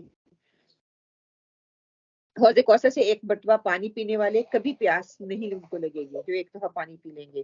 سیدنا عبداللہ بن عمر کیونکہ اس وقت پیاس کی شدت ہی اتنی ہوگی جو ایک دفعہ جس کو موقع مل جائے گا جو پانی پی لے گا اس کو پھر دوبارہ پانی کی طلب نہیں رہے گی. سیدنا عبداللہ بن عمر سے روایت ہے کہ رسول صلی اللہ علیہ وسلم نے ارشاد فرمایا جنت میں تمہارے سامنے ایک حوض ہوگا جس کی ایک سمت حربہ سے لے کر ازرہ شام کے 2 شہروں کے نام ہے تک ہوگی، جس میں آسمان کے تاروں کی طرح جام رکھے ہوں گے. جو حوض کوثر پر آ کر ایک دفعہ پانی پی لے گا اس کو کبھی بھی پیاس نہیں لگے گی. اللہ تعالیٰ ہمیں لوگوں میں شامل فرمایا آمین. رسول صلی اللہ علیہ وسلم بدعتی لوگوں کو حوض کوثر سے پانی نہیں پلائیں گے. یہ وعید ہے ہمارے لیے، اللہ تعالیٰ ہمیں بچائے. سیدنا عبداللہ بن مسعود سے روایت ہے کہ آپ صلی اللہ علیہ وسلم نے فرمایا میں حوض پر تمہارا امیر سمان ہوں. میں حوض پر تمہارا میر سمان ہوں.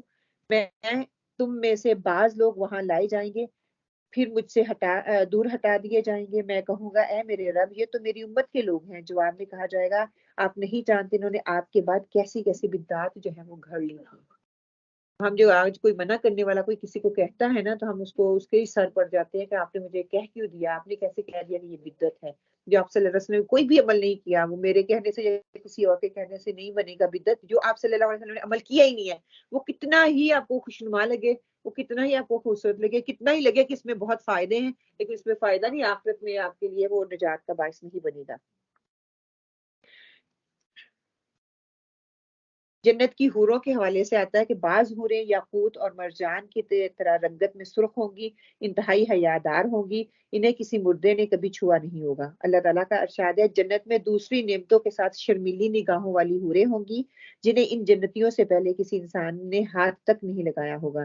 پھر اے جن و انس تم اپنے رب کی کن کن نعمتوں کو جھٹلاؤ گے. سورہ رحمان میں انشاءاللہ تعالیٰ ہم پڑھیں گے. وہ خوبصورت ہیرو اور موتیوں کی طرح ہوں گی. پھر اے جن و انس تم اپنے رب کی کن کن انعامات کو جھٹلاؤ گے. حوریں انڈے کے نیچے چھپی ہوئی جھلی جو ہوتی ہے نا، جتنی وہ باریک سی جھلی اس سے بھی زیادہ نرم و نازک ہوں گی. وہ کتنا ڈیلیگیٹ ہوتا ہے، اس کو اتارنا بھی کتنا مشکل ہوتا ہے. ارشاد ربانی ہے اہل جنت کے پاس شرمیلی اور خوبصورت آنکھوں والی حوریں ہوں گی، اس قدر نرم و نازک گویا کہ انڈے کے چھلکے کے نیچے چھپی ہوئی جھلی کے جیسی ہوں گی. وہ اتنی نرم و نازک ہوں گی. وہ حوروں کے ساتھ جنتی مردوں کا باقاعدہ نکاح ہوگا. ارشاد ہوتا ہے اے جنتیوں کھاؤ اور پیو، مزے کرو اپنے ان مال کے بدلے میں جو تم کرتے رہے ہو، اور آمنے سامنے بچھے ہوئے تختوں پر تکیے لگائے بیٹھے ہوں گے، اور ہم خوبصورت آنکھوں والی حوروں سے ان کے ساتھ نکاح ان کا کر دیں گے۔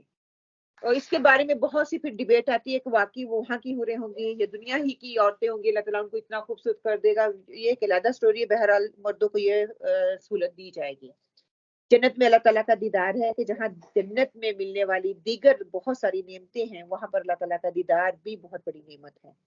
دیدار الہی سے چہرے میں چمک اٹھے گی۔ اللہ تعالیٰ کا ارشاد ہے وجوہ یومئذ ناظرہ الی ربها ناظرہ، ہم سورہ قیامہ میں جو ہے یہ پڑھیں گے کہ اس روز کچھ چہرے تر و تازہ ہوں گے اور اپنے رب کی طرف وہ دیکھ رہے ہوں گے، وہ خوش ہوں گے، خوشی کی وجہ سے وہ اپنے رب کی طرف دیکھ رہے ہوں گے۔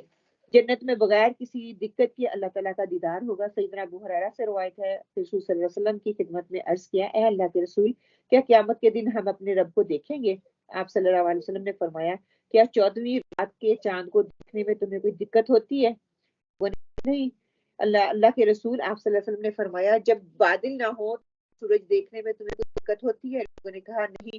آپ صلی اللہ علیہ وسلم نے فرمایا، پھر اس طرح بغیر کسی دقت کے تم اپنے رب کا دیدار کرو گے کہ بالکل اسی طرح کے جس طرح یہ چیزیں آپ کو چاند، ہم 14ویں کا چاند کتنا لگتا ہے لیکن ہماری آنکھوں کو وہ چندھا آنے والا نہیں ہوتا۔ اسی طرح سورج کو جب ہم دیکھتے ہیں تو جب تیز دھوپ ہوتی ہے تو کیا ہوتا ہے، وہ ہم نہیں اس کی طرف دیکھ سکتے، جب دھوپ نہیں ہوتی تو ہم دیکھ سکتے ہیں۔ اسی طرح آپ اللہ تعالیٰ کو بھی دیکھ سکو گے، اس میں کوئی قباحت یا کوئی ایسی چیز نہیں ہے کہ ہم اللہ تعالیٰ کو دیکھ نہیں سکیں گے۔ تو اللہ تعالیٰ سے دعا کرتے ہیں اللہ سبحانہ وتعالیٰ ہمیں جنت کے یہ جتنی ہم نے نعمتیں پڑھی، جتنی ہم نے یہ انعامات جاننے کی کوشش کی، اللہ سبحانہ وتعالیٰ اس میں ہمارے لیے اچھے اسباب پیدا کر دے، ہمیں اچھے ساتھی دے دے تاکہ ہم اپنے عمل میں اس چیز کو لے کے آئیں، ہمارے لیے آسان ہو۔ اچھے عمل کریں گے تو انشاءاللہ تعالیٰ اچھی امید بھی ہے کہ اللہ سبحانہ وتعالیٰ آگے جو ہے ہمیں اس کا بہترین اجر عظیم انشاءاللہ تعالیٰ عطا فرمائیں گے۔